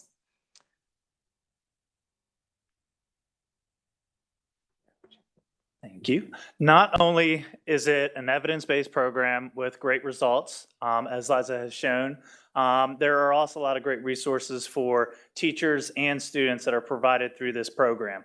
The first is the asynchronous training that they have for teachers to help them get acquainted with the programs and how the materials are used. It's approximately 6 hours. And after completion, teachers will be given a certificate with professional development points that they can use for licensure renewal. It also comes with a teacher's guide that they supply, as Liza said, which is also a hard copy. And there are some online resources as well that teachers can use as needed, student workbooks, and there is a stipend available through that program where we're getting it from. Teachers that complete the program and teach that program will be able to get that stipend. You can see right here, there's in your, the slides in your packet, there's a screenshot of what the lesson progression is for the level 1 elementary school program. That's the one that's available online. We were able to get the specific curriculum materials for review. I think Ms. Hurst and I sat and like looked through those really specifically, but this is the one that's available online. So this is level 1 elementary school recommended for 3rd and 4th graders. We're not going to be using that one. At least our plans are not to use that one. Our plan is to use level 2 and start with 4th grade. But that just gives you an idea of what the programming looks like and what the sequence would be. And you can also see from looking at that, there's also a lot of overlap between what teachers already use as well as part of our health curriculum, whether it's mental health and stress, media advertising, refusal skills, decision-making, peer influences, social skills, and there's several others too. That's not an exhaustive list, but you can kind of see these are things that we're already teaching that are part of this program. Implementation, what we're looking at for the first year is for, like Liza said, 4th graders will use elementary level 2. They're not going to start with level 1, start with level 2. 6th grade will do the middle school level 1, and 9th graders will do the high school component. The second year, as we reevaluate and things are going well, our hope is to 5th graders would then do elementary level 3. 7th graders would do middle school level 2, and high school's already doing theirs. And then the third year, elementary would already be there with 4th and 5th grade. And then 8th graders, we would add middle school level 3 as well. So kind of a tiered approach to that. Any question? Board members, do you have any questions?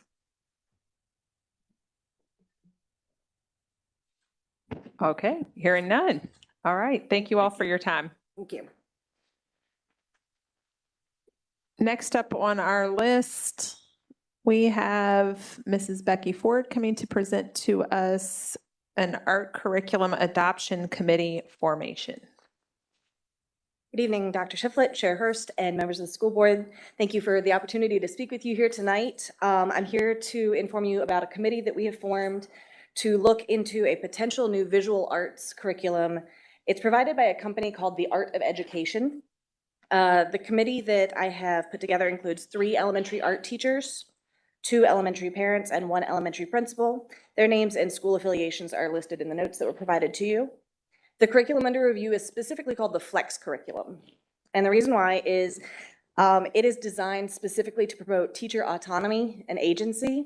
Rather than prescribing a rigid one-size-fits-all for our art teachers, who, as we know, are creative, it provides them a lot of individuality and allows them to tailor instruction to their students and their needs in their schools. Over the next month, the committee will review the materials. They are all digital. If the initial review is favorable, then the 3 teacher committee members will pilot the curriculum during the 25-26 school year. And their feedback after that year will then inform whether we propose to this board to implement this flex curriculum division-wide. At this time, I'm happy to answer any questions that you might have. Board members, any questions? You don't have the curriculum available for us to review as well? I can see about getting it. There is no physical curriculum. It is entirely a digital production, but we can arrange for some online availability to you. Our notes here say that you're forming this adoption committee for K through 12 visual art. But The I plan noticed is- you said this doesn't seem like a K through 12. Apologies, it was probably misprint on my side. So K through 5. K through 5. It does have K through 12 educational materials. Okay. However, as the art stratum becomes widely varied at the high school and secondary level, we're planning to implement this only with K through 5. That's what I figured. I just noticed you only had elementary folks on there. So, okay. Any other questions? All right. Thank you, Mrs. Ford. Thank you so much. All right. Dr. Amy Painter is coming up with a couple of policy revisions for information items. Good evening, Chair Hurst, members of the board, Dr. Shiflett. I have 2 different policies I'm bringing you this evening that have been revised in consultation with the school board attorney. The first one is policy GBMA. It goes way back to July 1st of 1992. And they found that it didn't really align with Virginia Code with grievances for support staff. And what has happened is they combined GMA and GBMAR and aligned it with Virginia Code and actually spelled out some things that might not have been as clear before, such as what it means by business days and things like that. So Daniel Rose cleaned up our policy for us and made it align with what the actual law is. The second policy, GDQ, none of it changed. It's basically an addition to it. So right now we have had school bus drivers that have been transporting their non-school age children, grandchildren, children they're babysitting on their buses with them. And we are basically one of the last school divisions that do not have any type of policy in place or permission for that to happen. And how it was brought to our attention, actually, we had some estranged, it was basically people weren't agreeing on if their child could be transported on their bus or not. So it kind of brought it to our attention that we have a little liability issue if we don't have something in place. So working with the school board attorney, they have drafted something to go with our policy that explicitly gives permission for non-school age children to be on the bus, and it has to be signed by both the parent or ward of the child and the bus driver giving that permission. And it can be revoked by the school board or transportation department at any time. Any questions for either one? Go ahead, board members, if you have questions. So it's been a little bit since we first started talking about this, so I just want to remember well. I think when we first talked about this, so we're talking about policy change and we're talking about them signing something as well, right? So is it like a waiver that they're going to sign and we're going to have it in policy? So it is going to become part of the policy. It's its own separate section. It's just tagged onto the end of policy GDQ. It's a new section called Transportation of Driver's Child, Grandchild, or Ward. And it basically gives the rules of this addition to it, and that a request for approval has to be signed before that could start, and we do not have that in place at this time. And they're agreeing that they've met the requirements that is spelled out in the policy and that they assume all risk and dangers associated with transporting the children. Okay, and including you said that, injury. do they sign a paper that's specific to this, or is there acknowledgement that they've read the employee handbook? Their acknowledgement that they've read this policy? The I'm sorry. acknowledgement is that they've read this policy and that they agree on it, and it has to be done annually. Okay. And you mentioned about an employee handbook. That is something that we have never had till now. And actually, my department's been working on one all year to kind of put some of everything we have in policies into something that can easily be referenced and understood, and actually has links to the actual policies, but just trying to make it more accessible to all of our employees to understand things like this, sick leave, a little bit of everything. So that should come out this August. I have a question more about the format. I noticed you have a redlined copy, but we don't have a redlined copy. Can we get a redlined copy? Okay, this thing that I clicked here isn't, you're gonna have to show me where it is, okay? Oh, I've got a paper one, ugh. Huh? Oh, okay. So we're just doing things a little bit different, or we'll talk later. Thank you. I didn't use technology, I used paper.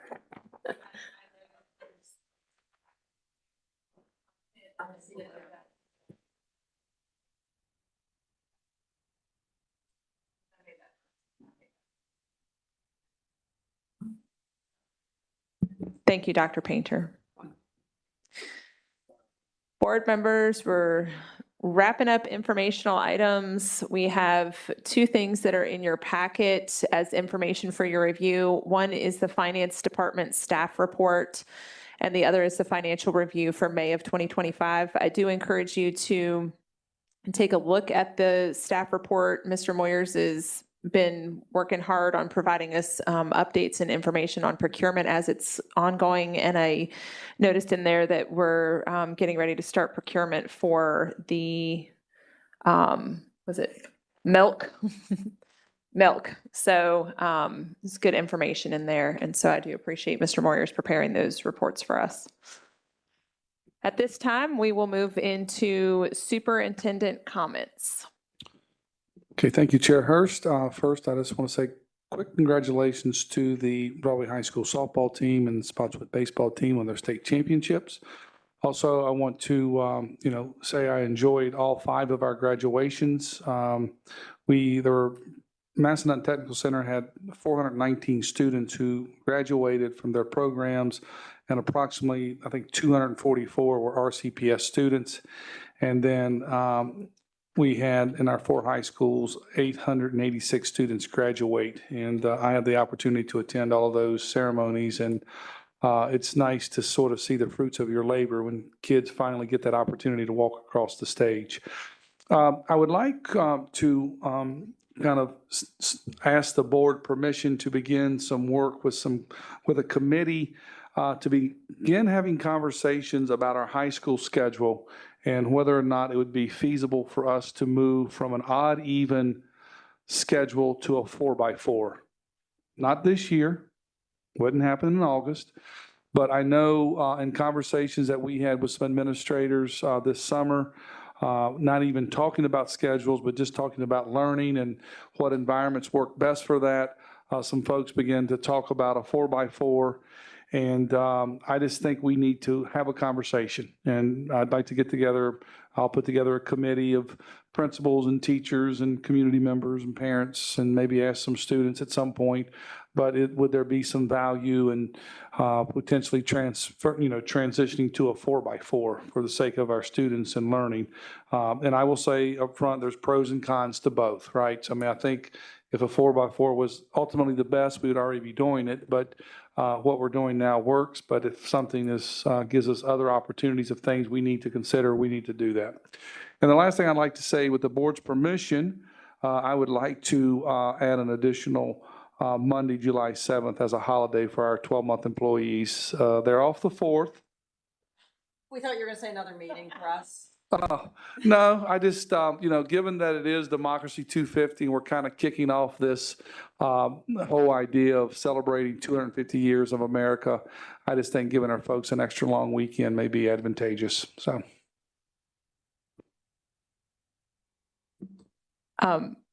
Before we get to the school board highlights, questions and comments, let's address Dr. Shiflett's requests.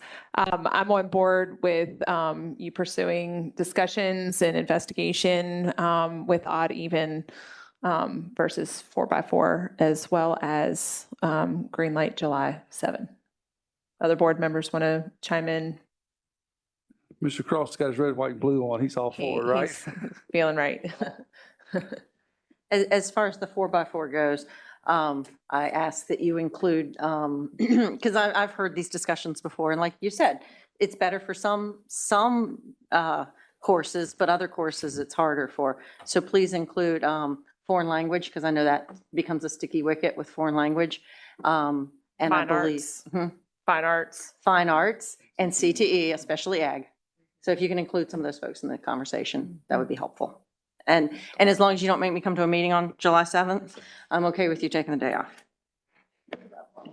We were dying.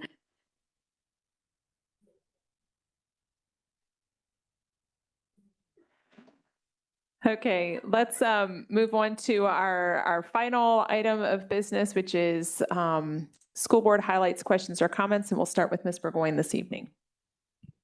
I was going to congratulate the Broadway High School softball team as well, and Turner Ashby softball team as well for doing as well as they did. And I also want to shout out Dr. Aldifer that this is his last meeting, and I'm very, very sad to see you go, but I know we'll see you around. So thank you for everything. Thank you, Ms. Burgoyne. Mr. Cross? Yeah, I also wanted to say congratulations to the Spotswood High School boys state championship team and to the coaching staff with Marcus Davis and all the seniors. I think there's 9 seniors on that team that worked their butt off, and all those who contributed to it, even our 9th grade pitcher that contributed came in and did a great job. And first time in Spotswood's history of ever winning a state baseball title and regional championship as well. So. They've had a pretty great program under Marcus Davis over the last, I don't know how many years Marcus has been there, not too many, but he's been there for a little while. But the school's been in existence since 1980. So this is our first state championship in baseball. So we're really excited about it, and we're going to celebrate for quite some time with this victory. So congratulations, boys.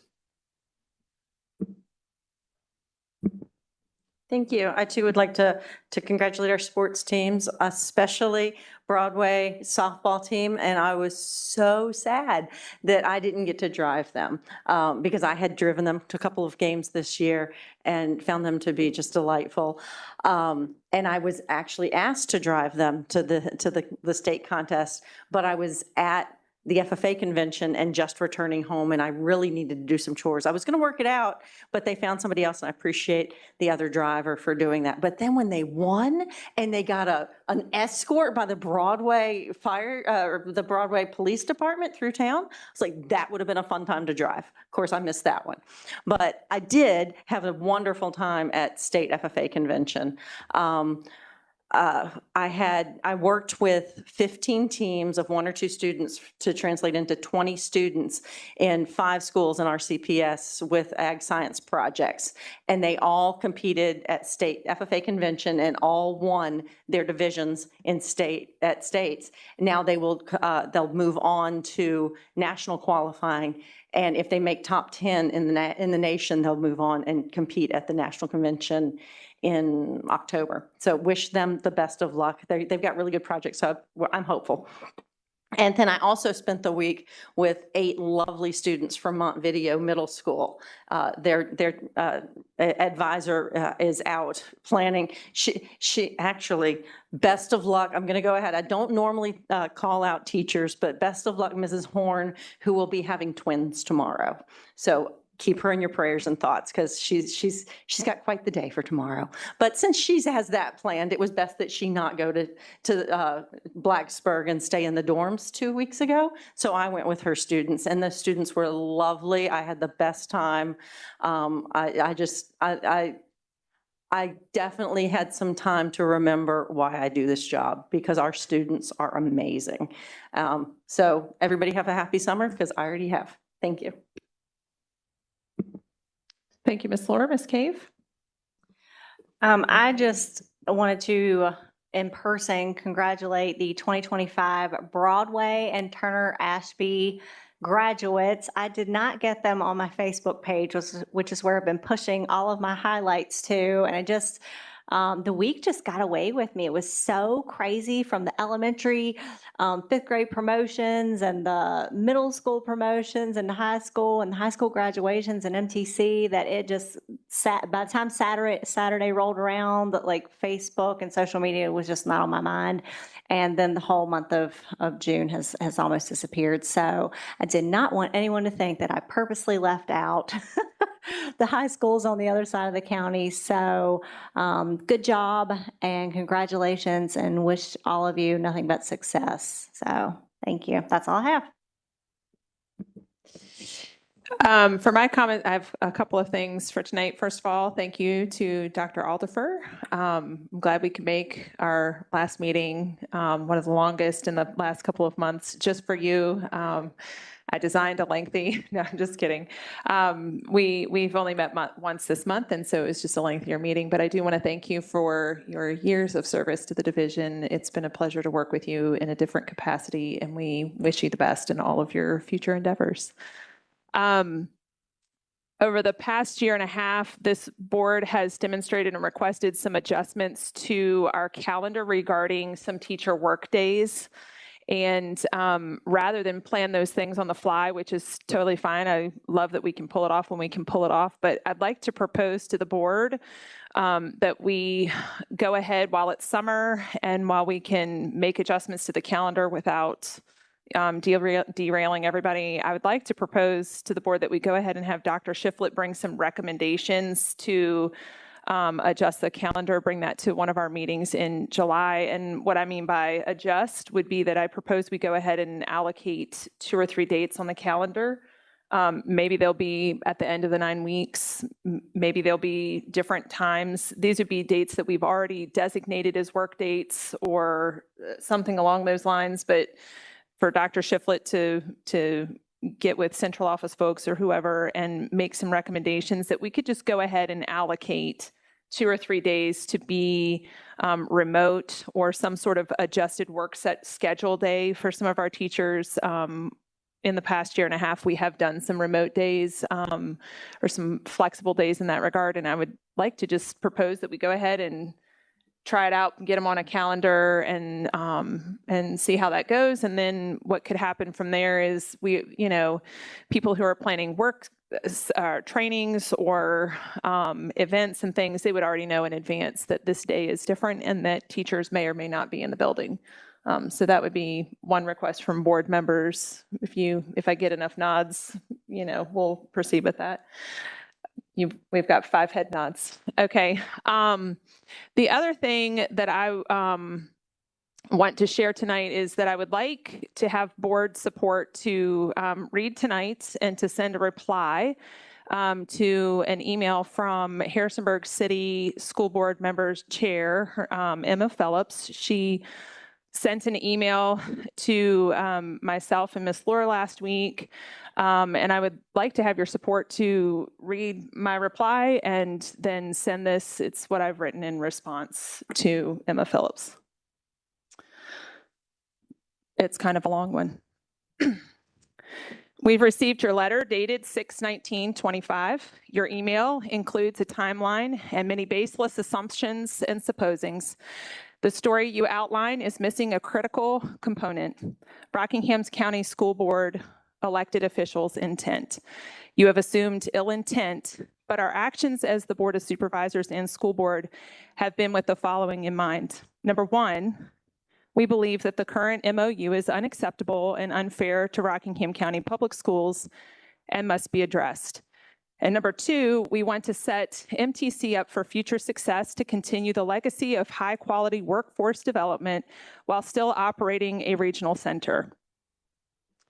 When the Rockingham County School Board was discussing our capital improvement plan with the Rockingham County Board of Supervisors in the fall of 2024, the supervisors expressed rightful concern over the $30+ million estimate to renovate a 50-year-old building. The bulk of the renovation was to address structural and HVAC issues. It contained a small addition, but with a growing wait list for our high school students to enroll in MTC, and with the current location being landlocked with no ability to expand programs or to build an agricultural program, we felt it prudent to determine if our CIP could handle a new building. Initial estimates of a new building were unknown and entirely speculative. We needed to have real numbers to make good decisions. So with our full knowledge and permission, the Board of Supervisors began a fact-finding project on our behalf, which was unanimously sanctioned by our board. The goal was to determine the cost of a new MTC building. As the primary fiscal agent, there is absolutely no point in meeting with the MTC Executive Board if our Board of Supervisors could not fund a new building. At 80% financial responsibility on capital improvement projects, the County Board of Supervisors and School Board have a fiduciary responsibility to our taxpayers to make sure that our tax dollars are being spent wisely and without frivolity. Investing approximately $30+ million on a 50-year-old building does not seem wise when we might have other options. This process may seem backwards. However, our school board prefers to know full facts and funding possibilities before asking our Board of Supervisors to fund something. We do not subscribe to the practice of asking them for funding for something that they are not able to provide. This puts everyone in a bad spot to do so. Dr. Richards met with County Administrator Casey Armstrong in April to have a conversation about process and goals. Any actions that, or any accusations that Harrisonburg city officials, that they have been kept in the dark are completely false. Rockingham County issued the RFQ and the RFP. As you've described, the county held a meeting on June 2nd to review the two proposals. We agree that the meeting went in a way that we had not intended, but it was not an ambush as you claim. The vote taken at that meeting was to provide a recommendation to the MTC Executive Board. It was not a vote to guarantee a build. No contract was signed. Regardless, the result is that Rockingham County officials have a basic idea of the cost and we can afford to do it. The Board of Supervisors agrees that a new building is reasonable and a wise use of funds. Now we would like to bring the proposals from the June 2nd meeting to the MTC Executive Board. Our superintendent communicated with the Harrisonburg superintendent that we would like to have Harrisonburg City Council and the Harrisonburg City School Board to have the same information that we have so that we can all come to the table to discuss. While Dr. Richards has repeatedly indicated that we should meet as an executive board, this has not been able to arrange for unknown reasons provided by Harrisonburg City Public Schools. This is why our board asked the MTC chair of the executive board, Mrs. Lohr, to schedule a meeting. We agree that the decision to build a new facility or to renovate it rests with the MTC executive board. We would like to have a meeting to hear the two building proposals. Mrs. Lohr expressed the reason for such a meeting and asked for everyone to provide their availability for June. Your board has indicated that they will not be able to meet until August, which is unacceptable. We understand that the outstanding MOU needs to be resolved, as it would be unreasonable for us to expect Harrisonburg to agree to any capital improvements for MTC, whatever they may be. So we sent out our proposal on Friday, June 20th, and here's the outline. Number one, regarding the Harrisonburg superintendent. Rockingham is willing to agree to the Harrisonburg superintendent being the clerk of the MTC executive board, as is in the current operating agreement. Number two, on the MTC executive board chair. Rockingham is also willing to accept Harrisonburg's proposal of alternating the chair and vice chair positions between the Harrisonburg School Board and the Rockingham School Board as Harrisonburg has proposed. Number three, this one is on MTC Executive Board membership and voting. Rockingham is willing to agree to an equal number of members and votes on the executive board from each school board with some modifications and provisions. Rather than 4 members from each board, as Harrisonburg has proposed, Rockingham proposes 3 members from each board. In addition, Rockingham is only willing to agree to equal membership if there is a tie-breaking provision that in the event of a deadlock of the voting members of both school boards, Rockingham County would get the tiebreaker. In light of the fact that Rockingham County carries a substantially greater financial responsibility for MTC, Rockingham feels that there must be a tiebreaker provision that goes to Rockingham. We are open to negotiating the specifics of how this would play out and welcome any ideas or preferences that Harrisonburg may have. Some ideas would be that in the event of a 3-3 tie, that the Rockingham County School Board Chair would cast the deciding vote, or a 4th Rockingham School Board member gets the vote. But Rockingham views this tie-breaking provision as essential to the operating agreement. Our 4th proposal is in regard to share of seats in the MTC classes. We do not agree to Harrisonburg's proposal for seat allocations. We strongly feel that the share of seats should be commensurate with the financial share of capital expenditures. Since Rockingham's share of capital expenditures is 80%, Rockingham should get 80% of the seats. We are willing to have a different seat allocation percentage if Harrisonburg will match the percentage in capital expenditures. For example, the percentage included in Harrisonburg's proposal was 65% of the seats for Rockingham and 35% of seats for Harrisonburg. To adopt that seat allocation, Harrisonburg should agree to be responsible for 35% of capital expenditures rather than its current 20%. We believe we are being more than reasonable with the concessions we have made. We ask again for you to come to the table in July to discuss the new building proposals. We find it hard to believe that your constituents would be pleased to know that you are refusing to meet when the stakes are so high. Our Board of Supervisors have been working diligently to secure additional funding for this project to make it reasonable for both of our school districts. You may have heard that we just received notice that we were awarded a $6.5 million grant from the state of Virginia for a new construction build of MTC. We cannot afford to delay, drag our feet, or postpone our joint meeting for any reason. Continue to posture about the process is useless at this point. This is one of the first of many grants that we have applied for and that we hope we will continue to be awarded additional funding sources. Refusal to make reasonable concessions on our MOU counterproposal and refusal to meet as an executive board can only lead us to believe you are not acting in good faith. So here are the next steps that we propose.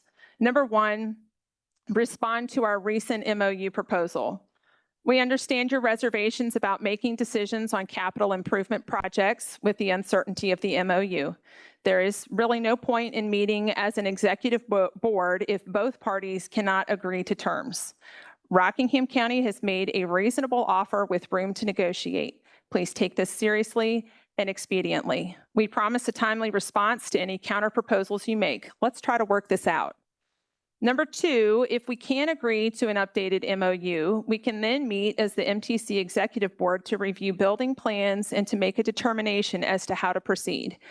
We suggest that this take place by mid-July with another meeting for a final vote no later than August 4th to determine whether or not to build or renovate. We want a facility that is ready for 21st century learning. We want room for expansion and have visions of a farm school that can serve both of our communities. It is our hope that once you have the same information that we have, that you will also want to provide state-of-the-art facilities for your students, and we'll see why building new is a much better use of taxpayer money than renovating. This is why attendance is crucial at a joint presentation on building proposals with the MTC Executive Board. It has been our intention and continues to be our intention to maintain a long-standing partnership with Harrisonburg City Public Schools for the betterment of our shared communities and for the future of workforce development. A regional school remains our priority despite your assumptions. MTC is not in danger of ending. We await your timely response.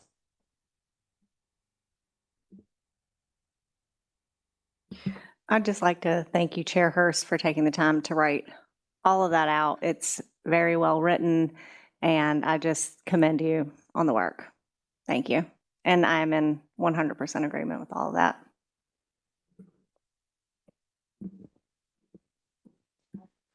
Any other, And thank you, Ms. any other Hurst, comments?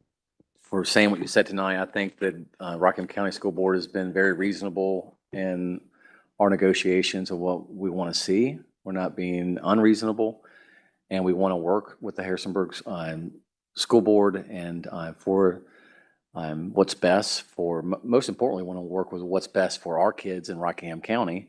But we also don't want to see our agreement come to an end. But if we can't get an agreement, something has to happen, and it has to happen soon. So I really feel like this board came to a very middle of the ground of what we were going to negotiate, or what was going to be a red line for all of us. And we've all given something in this. We didn't get everything that we wanted, but there were important things that we wanted to make sure that was in that. And I don't think we're being unreasonable whatsoever in what we're asking for. So thank you again, what Ms. Holly Cave said, for writing the letter and for putting the time into it. So thank you. I agree wholeheartedly with what you said tonight. I would echo what Mr. Cross and Ms. Cave just said, and I just want to verify for anyone watching or here tonight that you will now be forwarding this via email to the city school board. Is that correct? Okay, thank you. I just want to make one clarification on it, if I may. It's not 80% of the seats, period. It's 80% of first refusal to the seats, correct?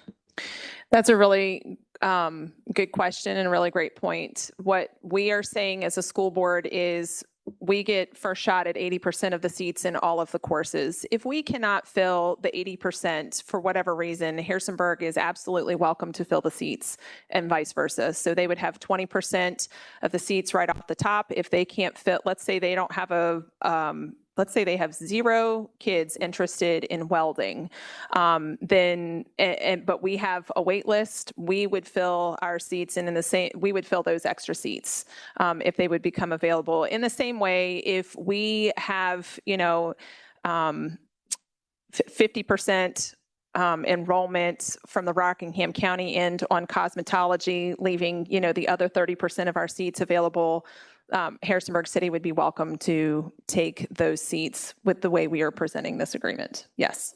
First right of refusal is a good way to say that. Okay. Dr. Shiflett, I had seen that I think Harrisonburg was charging kids who wasn't in their in the school system to be able to attend MTC. We don't charge children in Rockingham County Public Schools as long as they live in Rockingham County Public School, right? I thought that they were proposing that students that are not attending Harrisonburg be allowed to attend MTC, which they weren't doing in the past. Whereas like they're homeschool students that live in Rockingham County that do currently take MTC classes, correct? But Harrisonburg doesn't provide that provision yet, but I think they were voting to do that. So, yeah. But we don't charge for our kids, correct? We must view that as a Rockingham County constituent who, if there's space and they want workforce development, we're happy to provide it. And if they're in private school, for those who are listening tonight, what's the process for those kids to be able to attend MTC? They can apply, and I think students can apply not just to attend private schools, not just to attend MTC, but they can take 2 classes in one of our high schools if they'd want to maybe take a course that we're not currently offering. And that if we have room for them, they're welcome to attend. So the best thing to do is contact the school? Yes, best thing to do is contact MPC, yes. Okay, board members, if there is nothing further, this meeting is adjourned. Thank you all for coming out this evening.